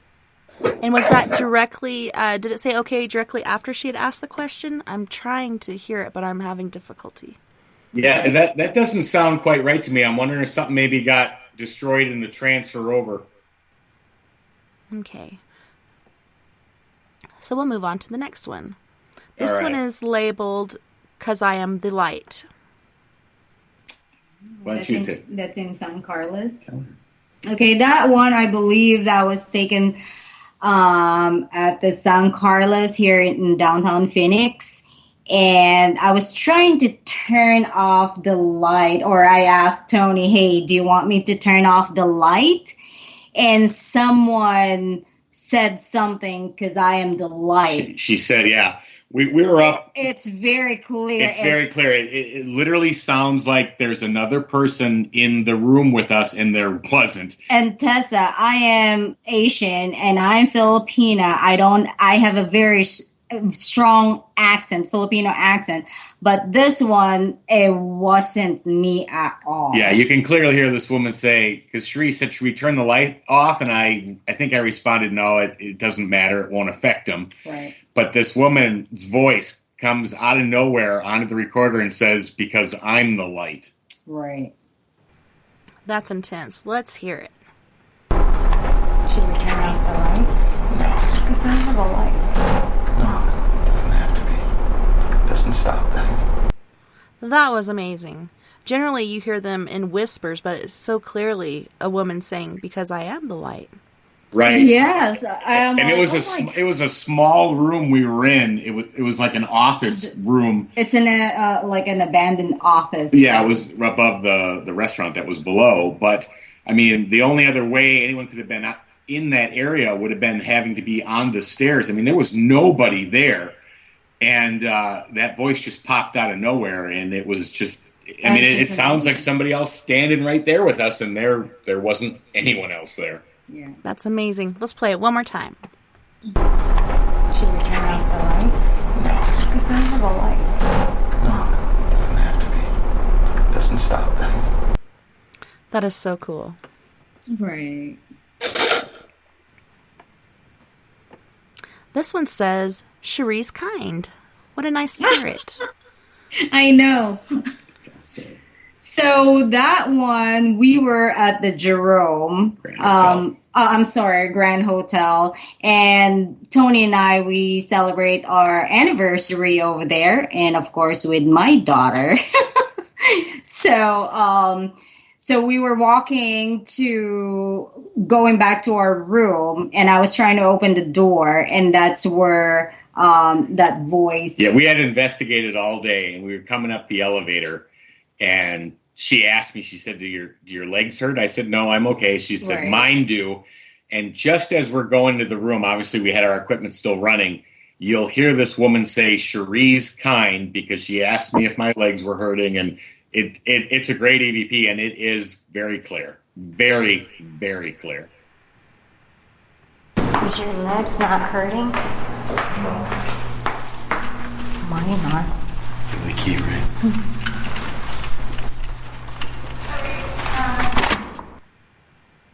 Wow, that one gave me chills. And the harmonic sound. It's got this harmonic, like, I don't know, angel sound to it. It's not like normal speech, but you can clearly hear it says "Cherie's kind" in this harmonic tone. That was a great EVP. Right. Yeah, it kind of sounds like it's off back in the left-hand corner or something. Yeah, like an angelic sound too. Let's play it again for our listeners. Is your legs not hurting? No. Mine are. The key, right?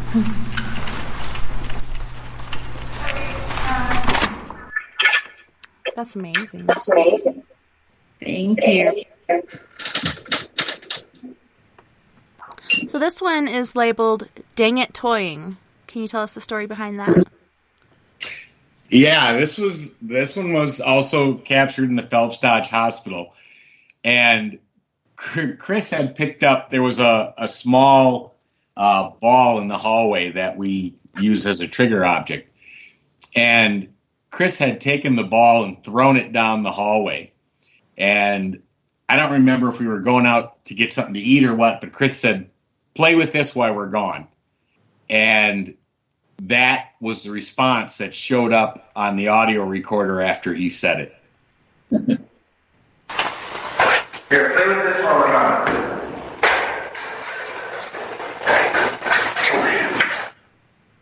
It sounds like an older gentleman. Right, yeah, totally different. There are multiple voices that come through at the Phelps Dodge, and I don't know how many spirits are still wandering that place, but it's more than you usually run into. Let's play that one more time. Here, play with this while we're gone.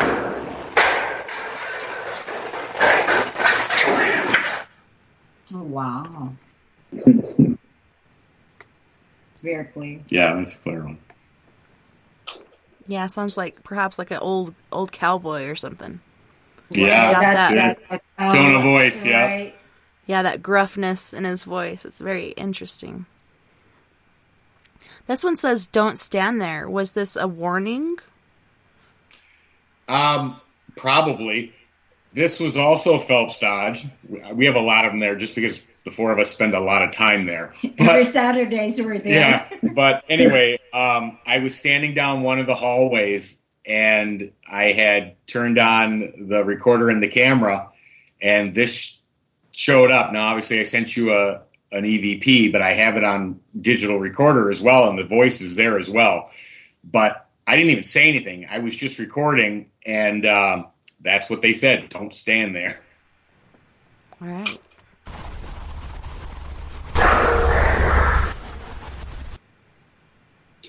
Wow. Let me play that one again.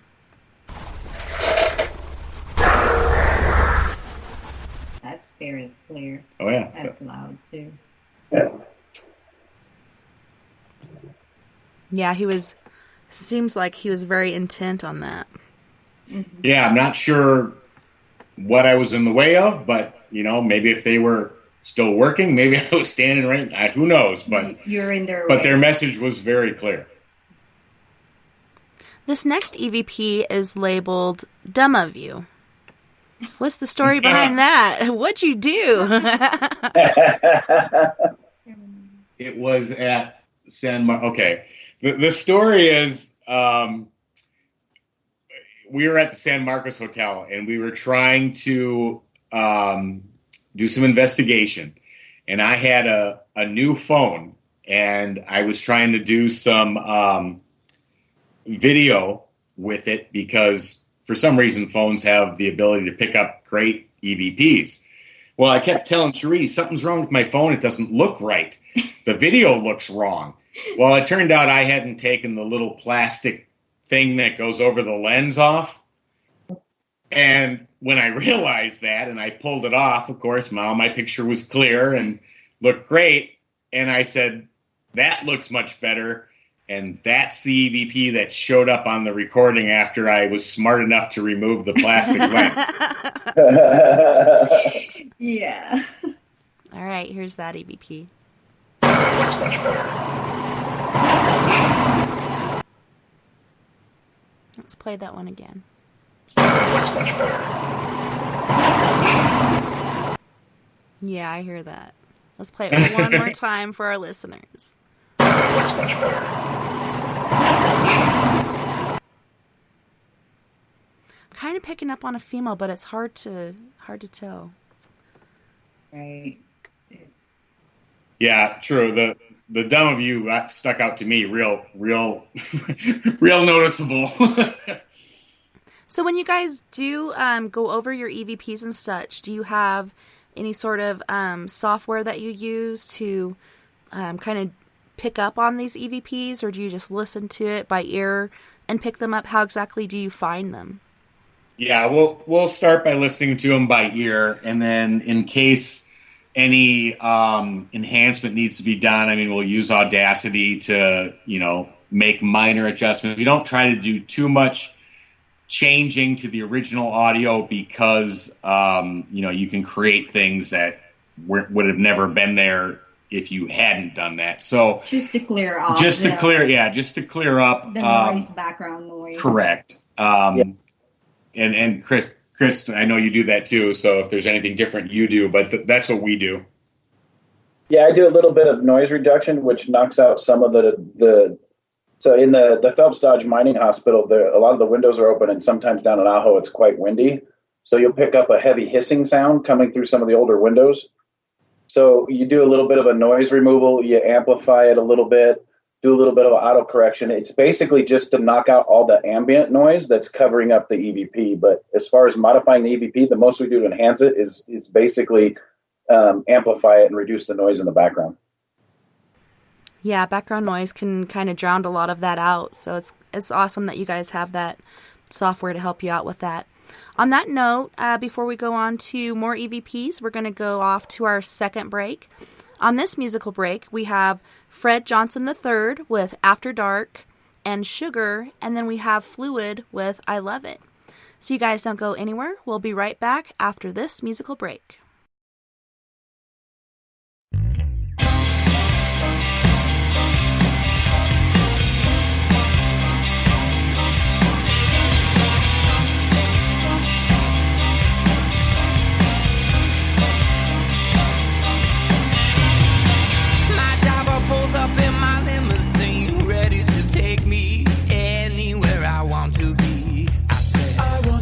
Take me to a college scene. I like to go and dance, have drinks, and hunt the perfect date. Yeah.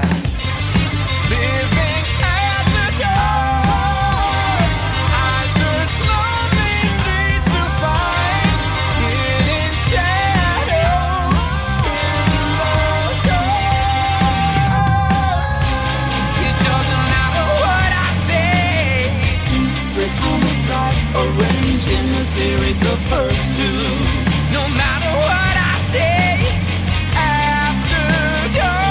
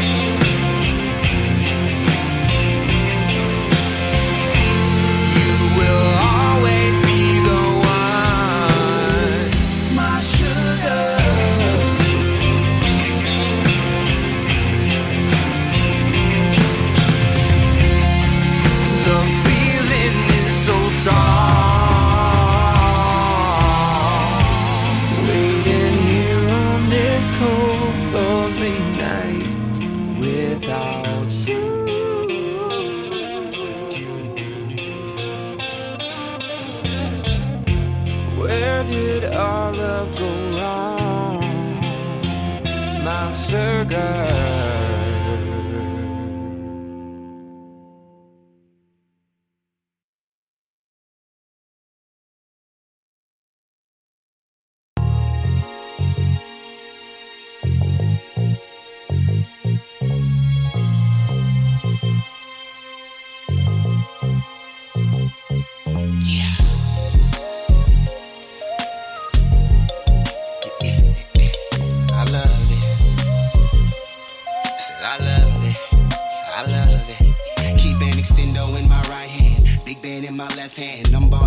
Buckets back to back like Calvin Stefan. Better yet, I'm Dale Jackson, so don't treat me like the next man. And I'm kind of a real big deal, so don't be out here second guessing. Anyway, I make my pay and live this California lifestyle. Sunshine, loud packs, and chicks that love to get wild. That's how we do it every day. Slipping, sliding through the traffic on a mission for the day. Clearing marks about my way. Really got no time for y'all today. And all the craziness y'all talk, but never get your story straight. See me out here living great. I don't give a about how they hate. And when it comes to kicking game, I give you all that you can take. Trying to do it big, got no complaints. Every morning eating steak. And say I'm wrong for showing out, but I'ma do it anyway. Trust and thing ain't nothing, bitch, cause I can do it any day. And it don't matter where I go, I always represent the yay. I'm so in love with this lifestyle. Anything I want, I say the word, I get it right now. Boppers used to hate me, now they tell me I'm a tight now. Swagger through the roof, got everybody on my height now. So in love with this lifestyle. And I love it, and I love it, and I love it. So in love with this lifestyle. Anything I want, I say the word, I get it right now. See me, I'm out here getting it and loving how I live. Best believe if I do something, I'm a stupid, do it big. And this hustling is my gig, so don't you ask me what I stand for. Stacking while I'm macking, trying to earn myself a couple Lambos. Yeah, you know them toys for them big boys. Emperor of sorts and all you other players decoys. Meaning you're not the real deal. Keep an appetite for dollars that I never miss a meal. All you suckers need to chill. I'm just trying to stack a meal and pull the baddest bras around and let show they sex appeal. Little bit of Netflix, then we chill. Lose them clothes, keep on them heels. Working like a 9 to 5 and go right back to chasing thrill. I bring that real, never that phony. BS, y'all be stressing, put it down just like an OG. Perform these cookies, take flight. Some of y'all just out here acting. I'm a boss in real life.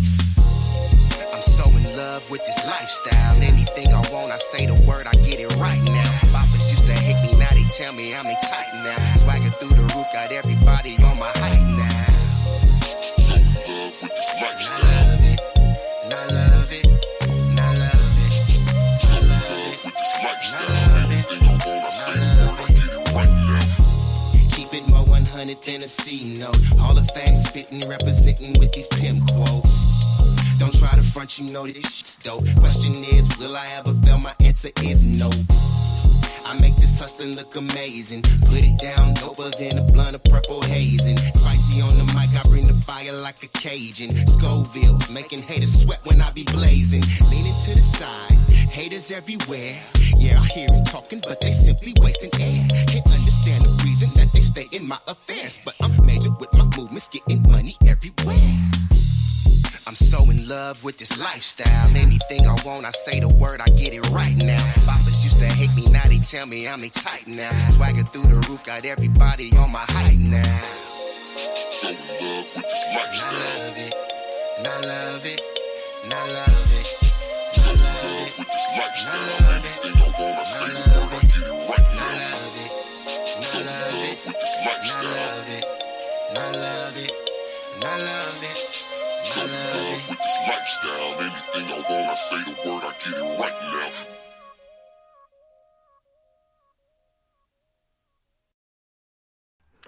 Welcome back, and thanks so much for joining us this evening. We are joined tonight by Entity Voices LLC. And we have with us tonight Tony, Cherie, Chris, and Audra. Welcome back, guys. It's been great having you on the show tonight. It's been great being here. Pleasure. Yeah, and all of these EVPs you got, and Tony was saying on break here, that's why you guys, basically how you came up with the name is because you tend to get so many EVPs going on, so much interaction with these intelligent spirits.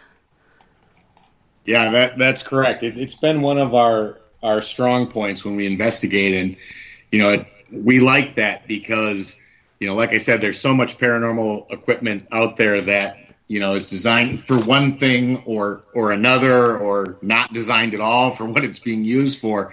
But it's really hard to deny when you get a voice that comes out of nowhere and no human form is there to have produced it and gives you an answer to a question you asked. That to me is just, you can't beat that. No, for sure. And it's amazing just using the basic equipment that you are able to get these.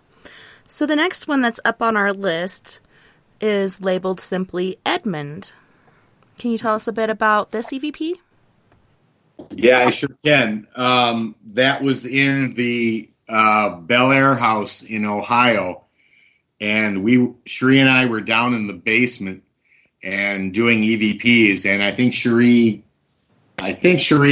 asked, "What's your name?" And there's a paranormal history and a regular history of an Edmund who lived there.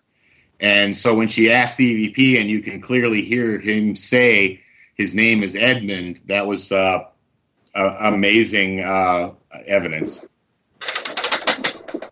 Here is Edmund. Do you go by Ed or Edmund?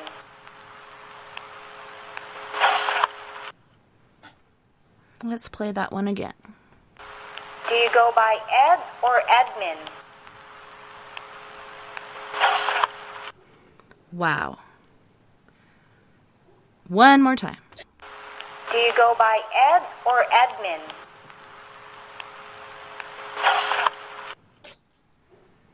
Very official. Yeah, I mean, he spelled out very clearly who he was, and we knew exactly who he was. But, to get him to say it, that's when the pieces of the puzzle start to come. I believe there's a story also about Edmund who used to live in that. Yeah, oh, absolutely, yes. Yeah. So he used to live there, you said? Right. Yeah, he was the owner of the house, and he lived there his entire life. And at one point, his sister had moved in with him, and she passed away in the house. And then he went through a variety of mediums and seances to try to communicate with his sister. And, that was, 60, 80 years ago or whatever. But to be able to walk into that house and do an EVP asking for who's there, what he goes by, Ed or Edmund, and to have that answer come back, that's compelling. Right. And that makes me wonder, did you guys ever get any EVPs from, what was it, his sister that had passed away there? That I don't recall, but we have another one in there from the Bel Air house when we were in the basement, and we believe that's Edmund as well answering, but we'll wait till you get to that one. But no, I don't recall any EVPs from his sister, no. That's very cool. All right, so this next one is called Energy. Oh, okay. So this one, all four of us were in the Phelps Dodge Hospital, and we were having extreme difficulty keeping our equipment running. I mean, batteries were draining left and right. So I had just charged the camera that I had turned on to record in the room I was in, and you'll hear the camera shut off. And I'll be like, what? I mean, this was happening to all of us. Audra, too, had just brand new batteries, and within a couple of minutes, they were dead. Well, after my camera dies, and I'm like, what? You'll hear a voice say, energy, like he had just drained my battery. Hello? What? But 100% sure. This one is labeled not so nicely. I don't know what you did, but this one is labeled F you, Tony. Okay, so this was a private home investigation. And Cherie and I, not 100. Towards the very end, like a female said the same thing. Yeah, there's more than one voice in there, and then there's something in the middle that's something along the lines of "We're gonna get you." Oh wow! Let's play that again. And they shouldn't be able to come back in as the entryways are now blocked.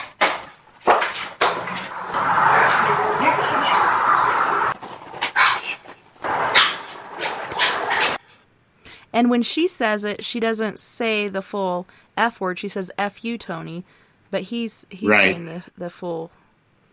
Oh yeah, yeah. You got a great ear though. I mean, some of those ones at the end are much harder to hear, so that's impressive. Let's do it one more time for our listeners. And they shouldn't be able to come back in as the entryways are now blocked.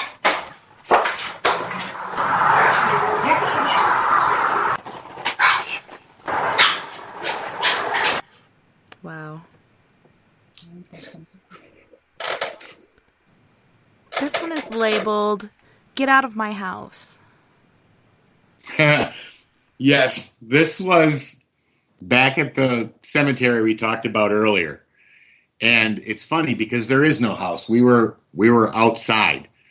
But I literally said, "We're not here to hurt you," or I said, "I just want to speak with you." And this EVP is intertwined with the blowing wind, but it is extremely audible. But he says, "Get out of my house." I just came here to talk to you.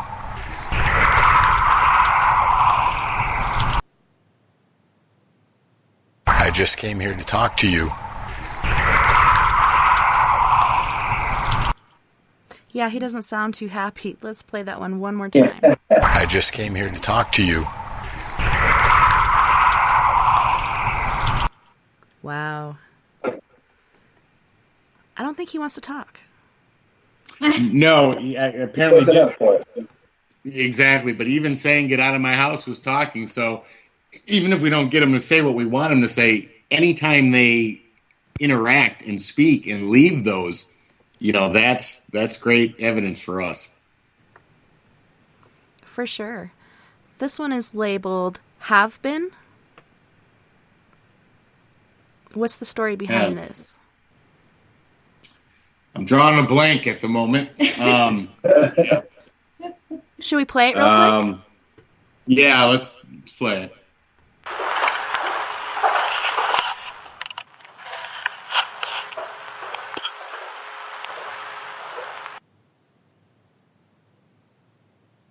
All right, let's play out.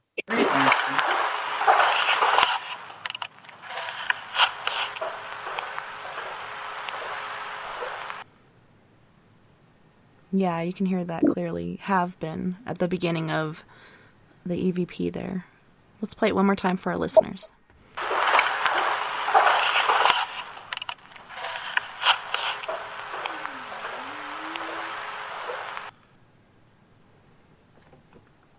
Interesting. And if you're still drawing a blank, that's okay. Yeah, I'm afraid I'm drawing a blank on that one. This one says he's not missed. Oh, that again was in the Phelps Dodge Hospital, and I heard it with my own ear. I heard somebody speak, and I think I say that on what you're about to play, but you can hear this voice come out of nowhere and say he's not missed. And we were walking by the surgery center of the hospital when I caught that. Anybody else hear that? That was a voice.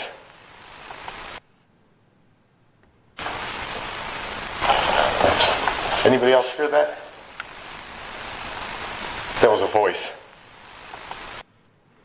And it's awesome that you heard it with your ear and you picked it up with the equipment, because I know a lot of times you'll hear it with your ear and it's not picked up, or vice versa. It's very cool when you get both.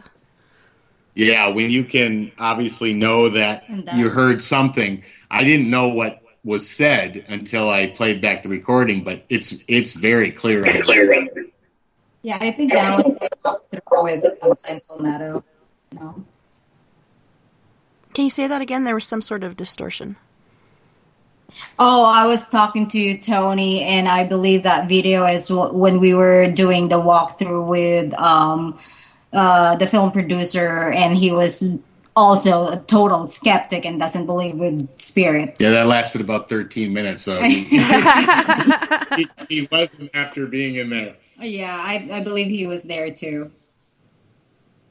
This one is labeled "He's Lost." Yeah, this was in the underground tunnels of the La Posada Hotel in Winslow, Arizona. And Cherie and I were maybe down there for the first 20 minutes, and I don't think we were lost, but there's so many tunnels down there, it is confusing. But these voices just showed up on the recordings saying he's lost, and then Cherie says... She says to me, "Do you hear voices?" I'm like, constantly. So, yeah, go ahead and play that one.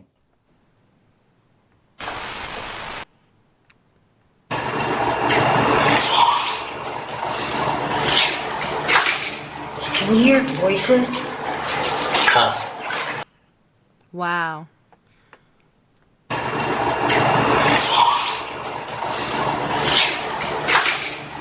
you hear voices?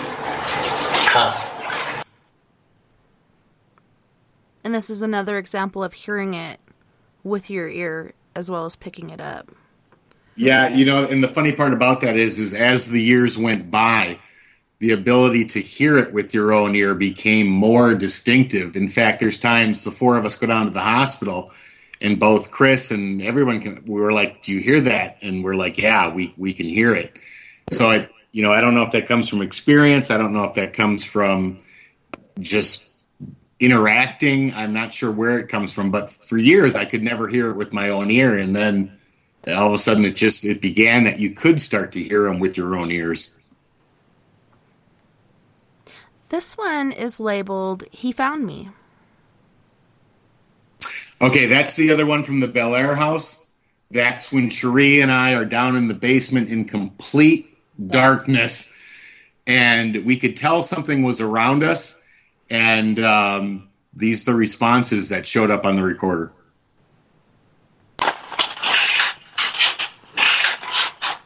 Let us hear a voice. He's right there.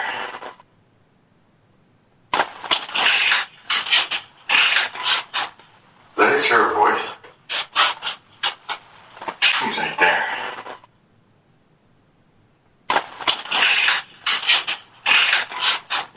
Let us hear a voice. He's right there. So you're picking up on his energy as far as the location or direction where this entity is?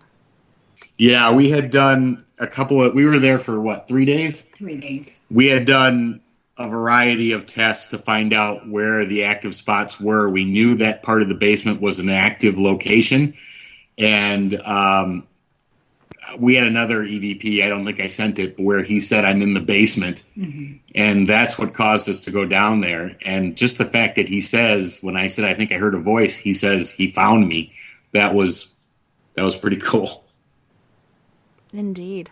This next one says, "Hi, Tony." That's probably Hotel San Carlos, and it wasn't just a one-time "Hi, Tony." We had multiple. This one was from a long time ago. This was years. Well, hopefully that's the right EVP. Right. But if I remember correct, this was the first use of a spirit box, SB7 spirit box in Hotel San Carlos, and I just said, "Can you say hi?" And I'll let you play it. Can you say hello?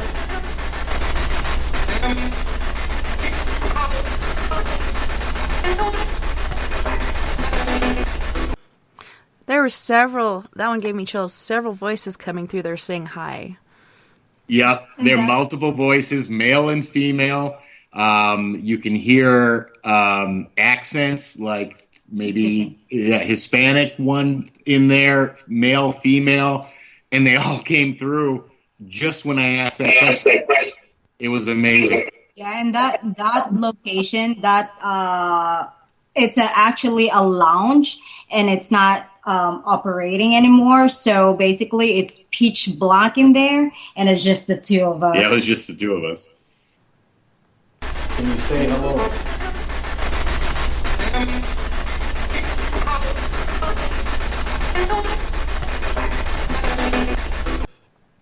That is so cool. And the next one's labeled Hi Tony, and it's got a 33 behind it.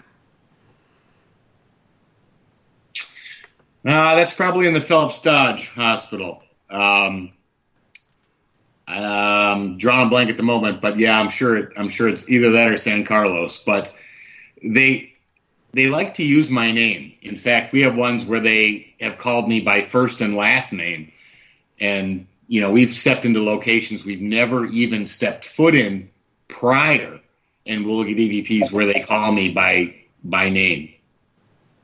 It's as if they knew you were coming. Exactly.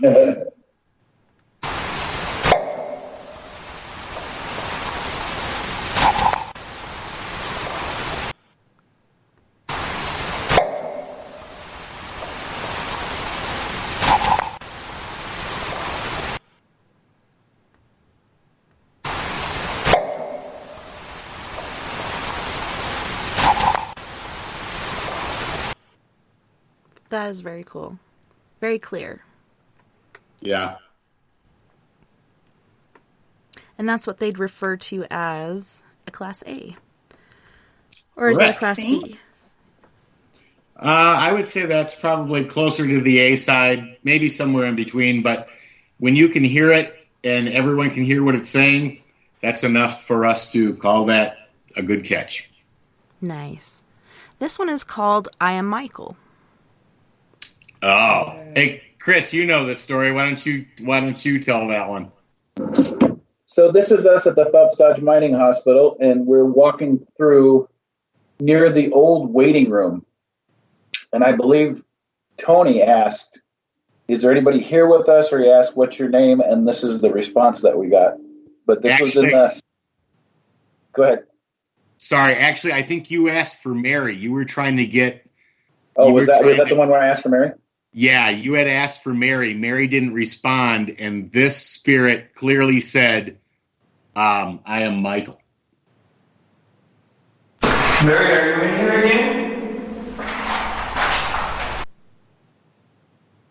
Mary, are you in here again?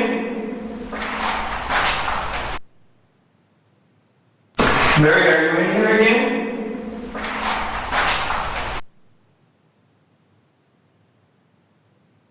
Yeah, it does sound younger.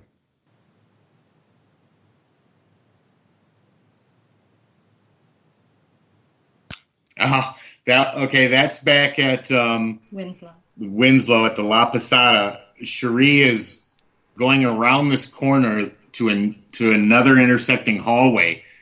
I like this one. Let me say something, because my kids calls me mama instead of mommy, mom, or whatever. So, and what amazes me, they call me mama too. Right, the spirit actually uses that term. Yeah, that's in the basement of La Posada also.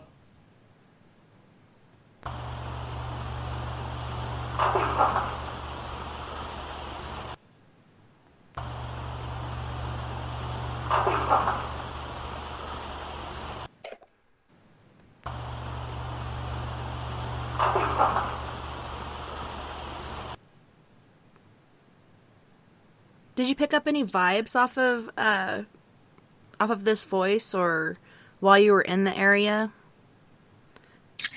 That basement section was so overwhelmed with energy that we were picking everything up. So whether we could have, I don't remember picking anything up directly when you did that, but I know you kind of jumped back. Right, because I'm hearing voices and, constant. Right. But that one's very clear. That was in the tunnel too. I was gonna crawl on the tunnel, and Tony stopped me because I can fit on that tunnel, and that's where the voice came says, from. Yeah. "Come here, Mama." Yeah, it sounded like, I don't know. For me, it didn't sound very nice. Yeah. Yeah, that was an interesting location. Right. I'm glad you didn't go in the tunnel. No. This one is labeled, "Oh boy, stress." Okay, that was Phelps Dodge again. That was all four of us. And Chris and I think, were walking ahead of Audra and Cherie down the hall. And I think Cherie says, "We're back," or "We're here again," or something like that. And that's the response that shows up. All right, we're here again.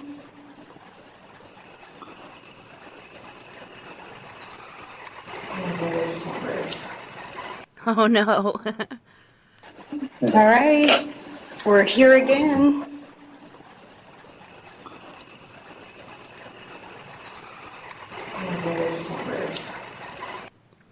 Sounds like an older lady to me. Yeah, there's just such a variety of spirits we run into there. We just never sure who we're going to get. This one says, or is labeled, "Scared to meet Christ." Oh, that was La Posada again, and that wasn't even in the basement. Cherie and I, at about 2:00 in the morning, were sitting in one of their, what was the name of that room? Do you remember? I can't remember. Okay. But anyway, we were just doing running recorders, asking questions, and I don't even think we asked a question, but this voice shows up on the recorder that says, "Are you scared to meet Christ?" And it's not hard to hear. You will definitely hear it when you play it.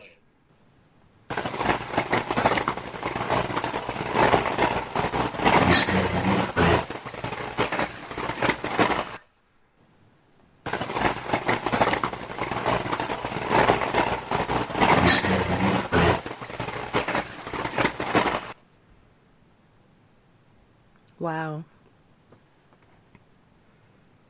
Sounds like a person in the room with you. It totally does, but there was no one anywhere near us. This one's labeled "Shaking Laughing," followed by a 33. Yeah, this was the basement of San Carlos Hotel, and their basement is definitely known to be haunted. And what the spirits will do, and every person who's ever been down there says the same thing, is that there's these old water pipes that aren't even in use anymore. And they say the spirits will shake the pipes. Well, I was walking directly underneath a set, and they shook really hard. And you will hear the spirit laugh. Well, I think he might have said something derogatory first because I didn't run. Or no, you hear him laugh, then he says something derogatory. But you will clearly hear him, and it's a male spirit, laugh because he shook the pipes right above my head. Well, you didn't run, but you jumped. Oh, I jumped. Oh, yeah, I jumped.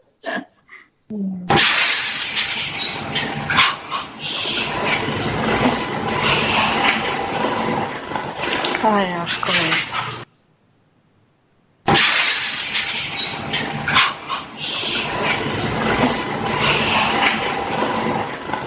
Oh, of course.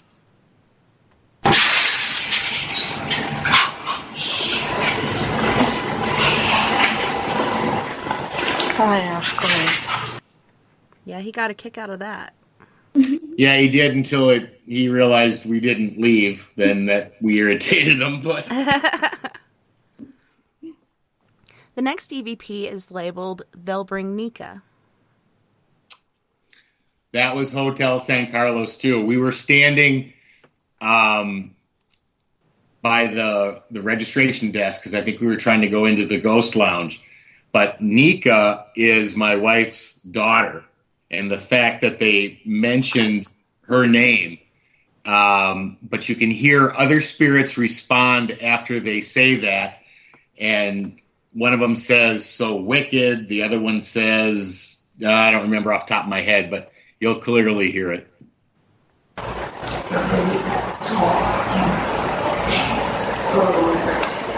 Well, you take your time. We're just gonna...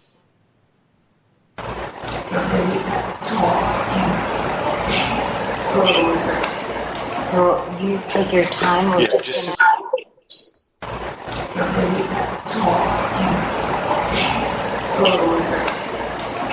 you take your time or Yeah, it sounds like they bring Nika, and then I hear tomorrow. I can't decipher the rest of it, but you can hear other voices before you hear Cherie come in. Right. Yeah. Correct. Well, you can tell we investigate San Carlos multiple times, many times. Yeah. This other one is your full name, Tony Rathman. Yeah, as I was saying before, they like to call me out by name. And now the Phelps Dodge Hospital we've been in many times, but this was the first time they actually called me out by name, which was probably, I don't know, a year ago or so. But yeah, go ahead and play that. Last time.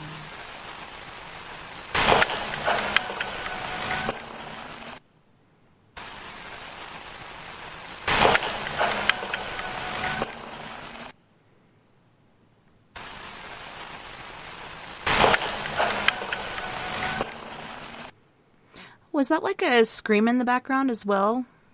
Yep. Don't know where that came from, but yeah, you hear a woman high-pitched scream in the back. Yeah. This one is labeled, What You Doing? Oh, again, Phelps Dodge Hospital. The four of us were there. I like to hang out in the old waiting room. And, you know, when we're investigating, a lot of times the four of us will split up into different sections of the hospital. I was down there, and these voices came through, and that's exactly what he said. I walked in, and the voice says, "What you doing?" That means the stairway down has to be somewhere back here.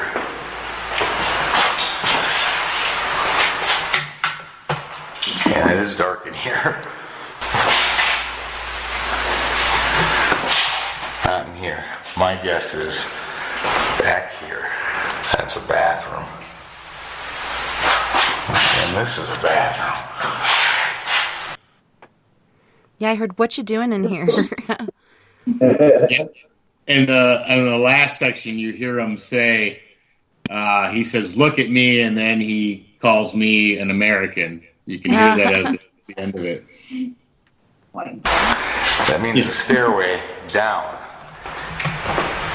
has to be somewhere back here.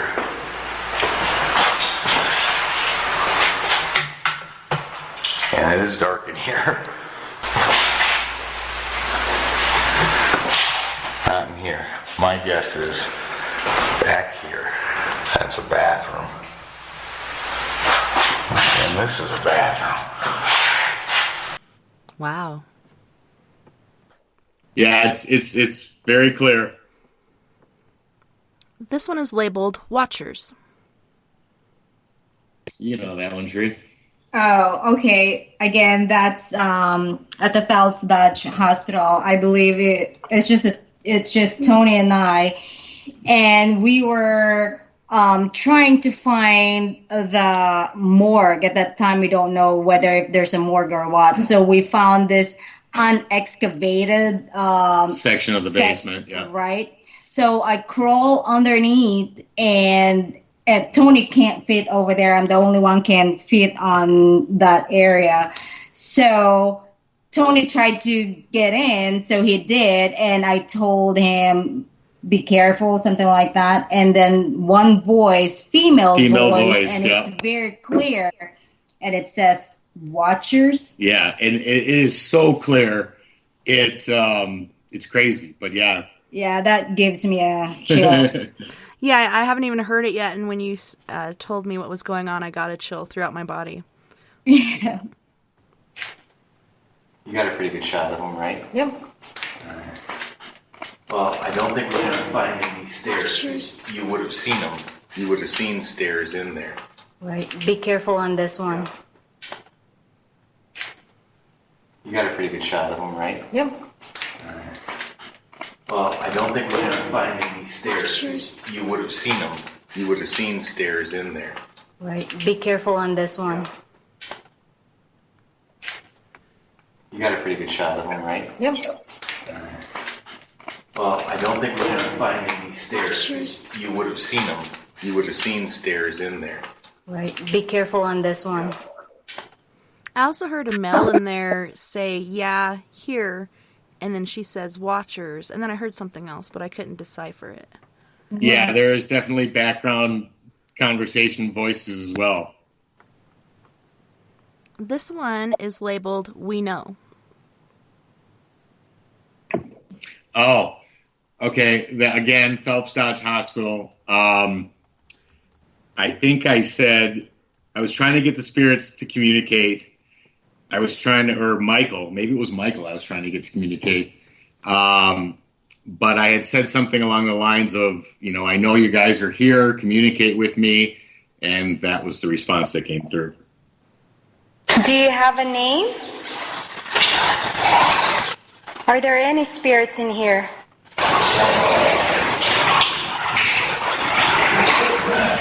My heart's beating like. Hurt mine too. Do you have a name? Are there any spirits in here?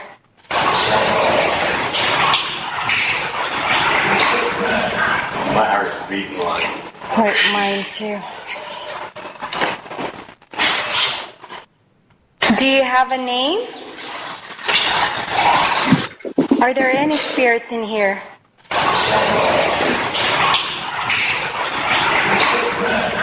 My heart's beating like. Hurt mine too.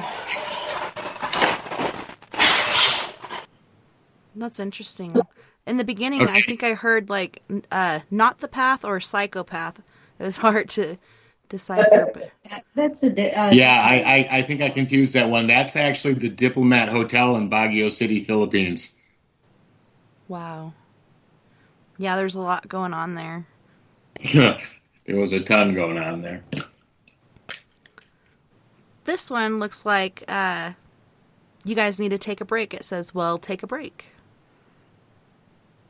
Okay, that was Hotel San Carlos. That was the same room that the lady said, because I'm the light. Cherie and I were talking, and this voice comes out of nowhere and says, well, take a break. It's this muffled, sort of half whisper, half hoarse sounding voice. Do we ever shut the door when we're done? No. We never. It's always shut down. Weird. Yeah.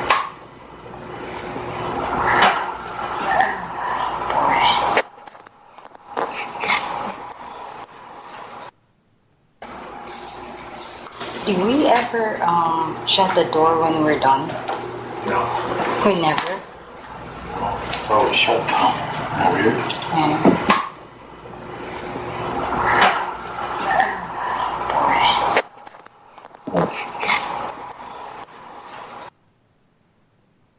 Interesting.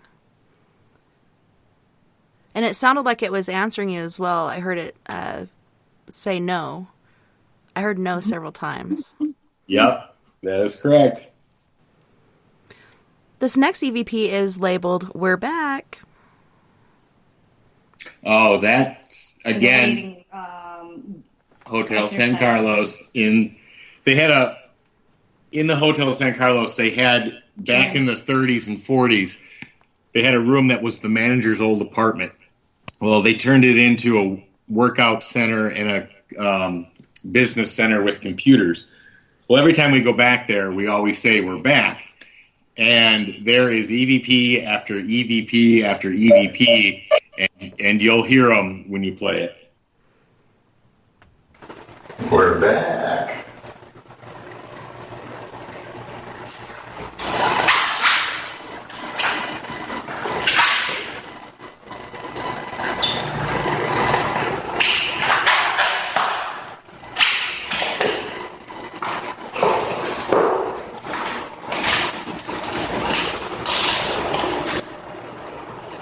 Are there any spirits in here? You spoke to us many times last time we were here.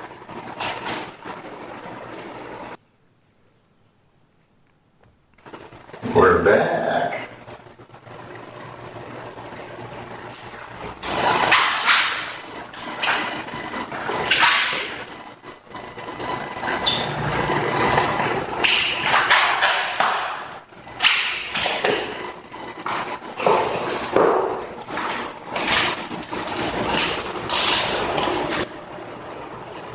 Are there any spirits in here? You spoke to us many times last time we were here. This next EVP is labeled What Smell? That again was Phelps Dodge Hospital. We were walking through the building, and I said something along the lines of,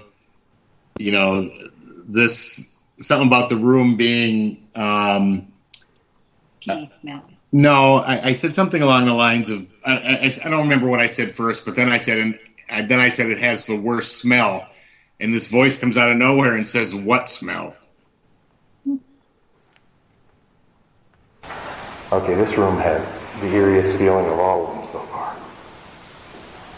And the worst smell.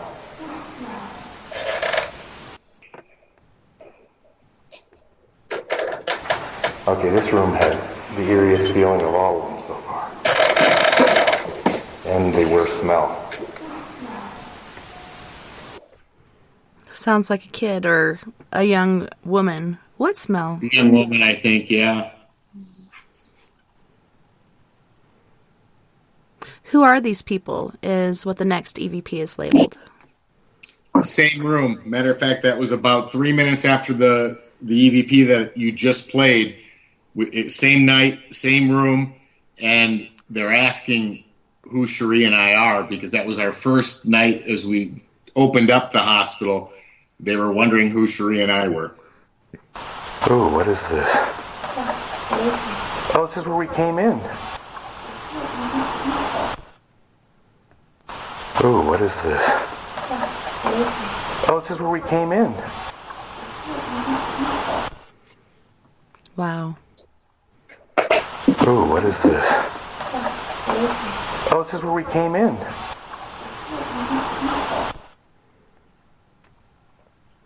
And it sounds like the same voice.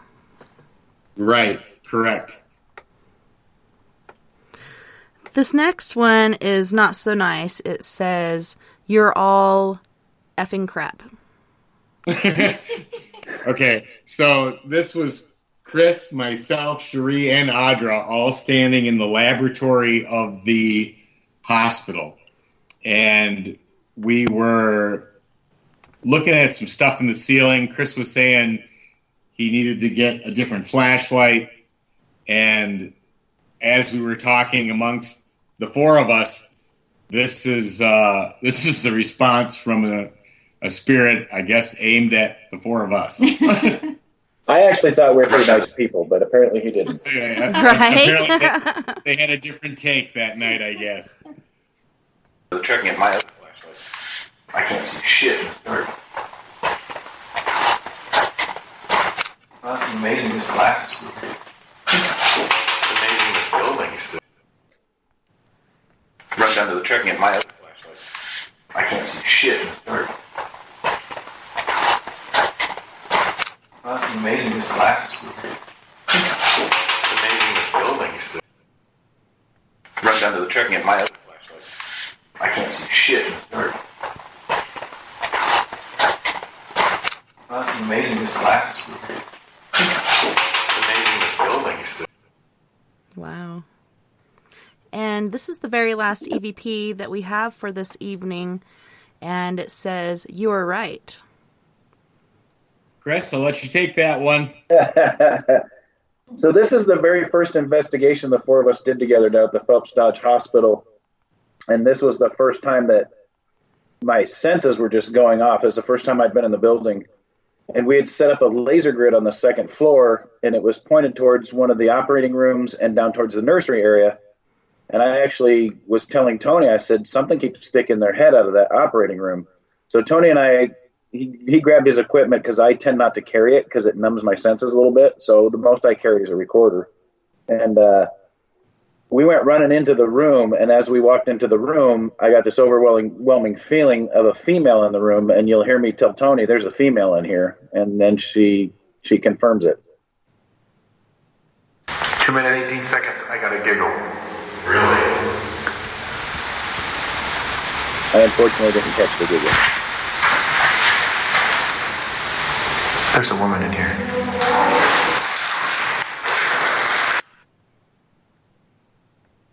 2 minutes, 18 seconds. I got a giggle. Really?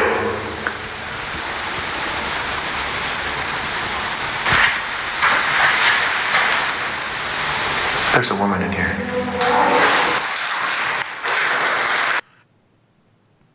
I'm going to play that one more time. 2 minutes, 18 seconds. I got a giggle.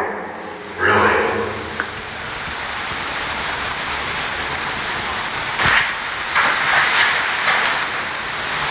There's a woman in here. She does say you are right. Yeah. And we did not hear that at the time. No, we had no idea when I played the recording back. I was on the phone with Chris instantly. I'm like, do you realize when you told me there's a woman here, I have an answer absolutely directly after you said that with her confirming it. That's amazing. So earlier in one of your EVPs, you were using a ghost box. I've used two different ones, the SB11 and the SB7, and I believe for me the SB7 for me is my favorite. Have you guys tried any other ghost boxes besides the SB7? Yeah, I own the SB7, the SB11. I own the ghost box. What's the name of that red one? I can't think of the name of it off the top of my head. And I've used a variety of others. I've used Radio Shack hacks. I've used just about all of them. But what my favorite thing to do, though, is to take a spirit box and then hook it up to a portal or a device that will take some of that static out of an SB7, because the responses, even through a straight SB7, are there, but they're so hard to hear. And so for the last probably 5-6 years, we've spent a lot of time trying to refine getting the responses cleared up. And we've made some really good progress, but the best progress we've made was in the last probably 6 months when we created what we call the EVOX, and the responses that come through this thing are very clear. Yeah, it's insane the amount of responses that you can get. I had a team on last night who said they don't use the sweeping. They just leave it on like an AM station where it's just static, and they wait for something to come through that way. But I find it very interesting and intriguing when you do have it sweeping at whatever rate you choose to use, and you get like a sentence over a number of stations or a phrase or whatnot.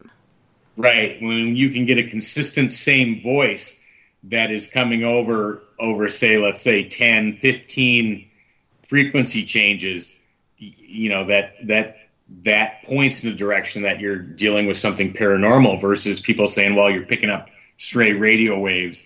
But when the responses are answering direct questions you're asking, or again, calling you by name, that's pretty good insurance, because I don't know any radio stations using my first and last name on a regular basis. Right, and there's no radio station will say F you. Most of the time, that's what comes out. No, and we had those ones come through in Tagalog, and there are no Phoenix radio stations broadcasting in Tagalog. That's true.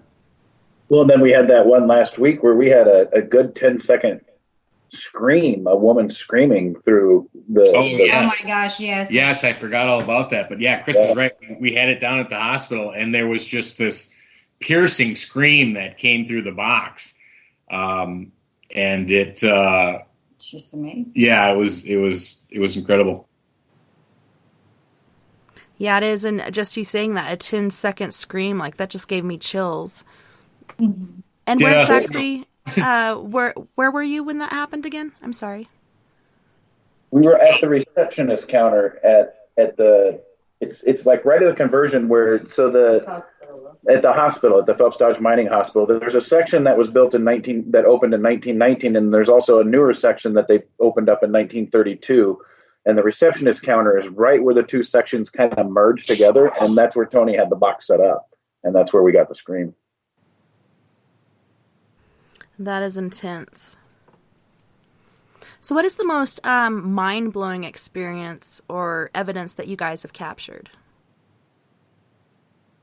There's so Well, much. I can, for us, I mean, the one location that jumps out at me, although the La Posada Hotel, just because we ran into so much crazy activity there, but definitely the Diplomat Hotel in Baguio City would be at the top of my list, just because we could hear the voices with our own ears. I mean, Cherie and I have been in hundreds of locations across the United States, but 20 minutes into our investigation, I didn't last 5 minutes, and I told Tony. She said, "Can we go outside for a minute?" And I've never seen her do that, but it was just so intense there. There was so much activity, and it was everything from World War era, and there were priests and nuns that were beheaded there, and there was just so much tragedy that happened. So that place would definitely be on the top of my list. Mine too. Top of my list would probably be pretty intense places. The Watson Tarbell Funeral Parlor down in Tombstone. It's a very small room where they used to park the Black Maria, and in the back the drain is still there where they used to hang the bodies, and they would drain them for prepping for the funeral. And the times that we've done investigations down there, it's just an overwhelming. I don't know if there's a portal in the building. I don't know if that's just where they all gather, but there's been times where there's been 7 spirits in the building. There's been times where there's been more than 7, but we've actually seen apparitions. We've felt cold spots. We've heard voices. I've actually seen a man standing in the back corner. I mean, we've gone down there. I can't tell you how many numerous times, because it's just an intense concentration of spirits in that location. We had a question from Robin in the chat room, and this was due to what we were talking about earlier with so many ghost things going on television and so many other places. And he was wondering, with a person watching these shows and they're thinking to themselves, they want to go out on an investigation, what's stopping them from going on one, and what do they need to remember when they do go out on investigation?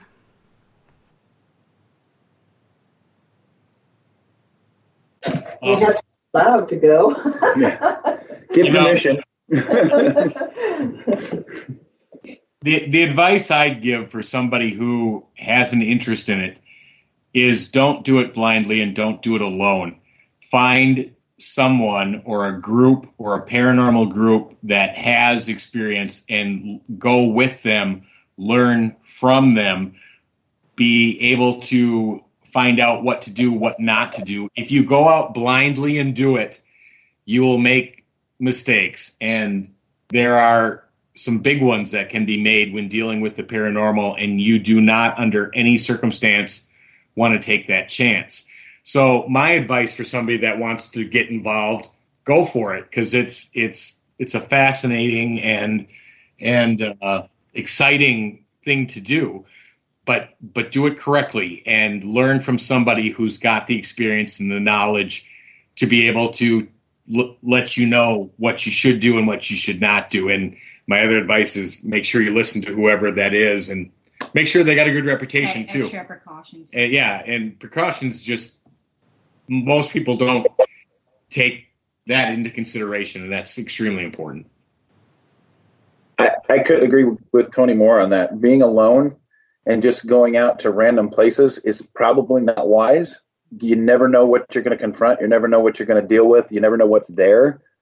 And making sure that you do the proper protection, do the proper cleansing when you leave, depending on what location you go to, is probably the smartest thing you can do.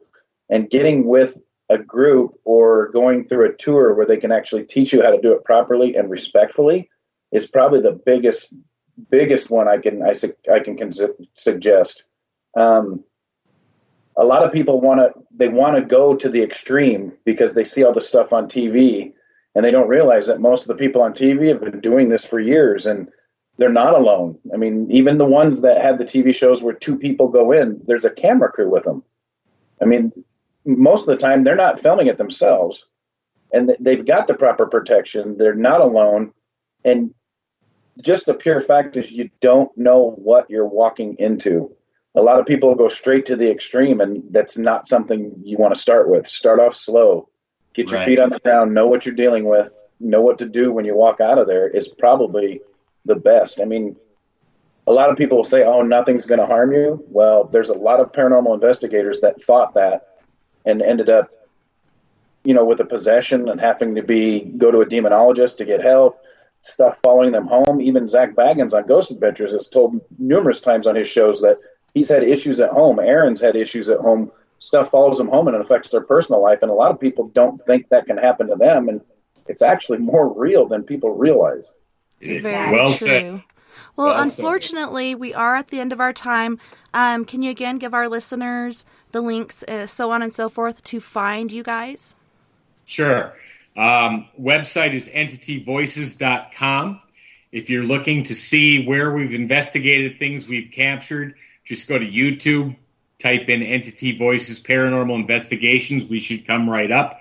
If you're interested in the hospital we've been talking about tonight, you can go to www.coppercanyonprc.com and find all the information there. And, of course, we're all over Facebook, too. So yeah, correct. We've got a lot of social media channels, but those are the easiest ones and quickest probably to go to. But, yeah, if you can find us on Facebook, we've got an Entity Voices page as well, so feel free to check that out. Awesome. Well, thank you guys so much again for being my guest tonight and for joining us on Late Night in the Rockies. Thank you. Thanks for having us. Can't wait to meet you guys and hopefully do some investigating, whether here or there. Yeah. Let us know when you come down. Let us know. I definitely will. And I want to thank you all, to all of our listeners on We Are Paradox Media, Facebook, Spreaker, Twitter, Periscope, iHeartRadio, and wherever else you may be listening in the Omniverse tonight. I had a wonderful time this evening, and I can't wait to do it again next weekend. Don't forget, we are all in this together. Together we can make the world a little better. And together, my friends, we are Paradox Media, because without you, there is no us. Until next time, nighty-night, love and light. Have a wonderful week. Don't work too hard, and I will see you back here, same time, same place. Feel free to join us on our Skype after party. You can call 1-970-335-9596, or just look me up under Tessa Thomas Peterson under Skype. Hope to see you guys there. Yeah. Thank you guys again. Thank you. Thank you so much, Tessa.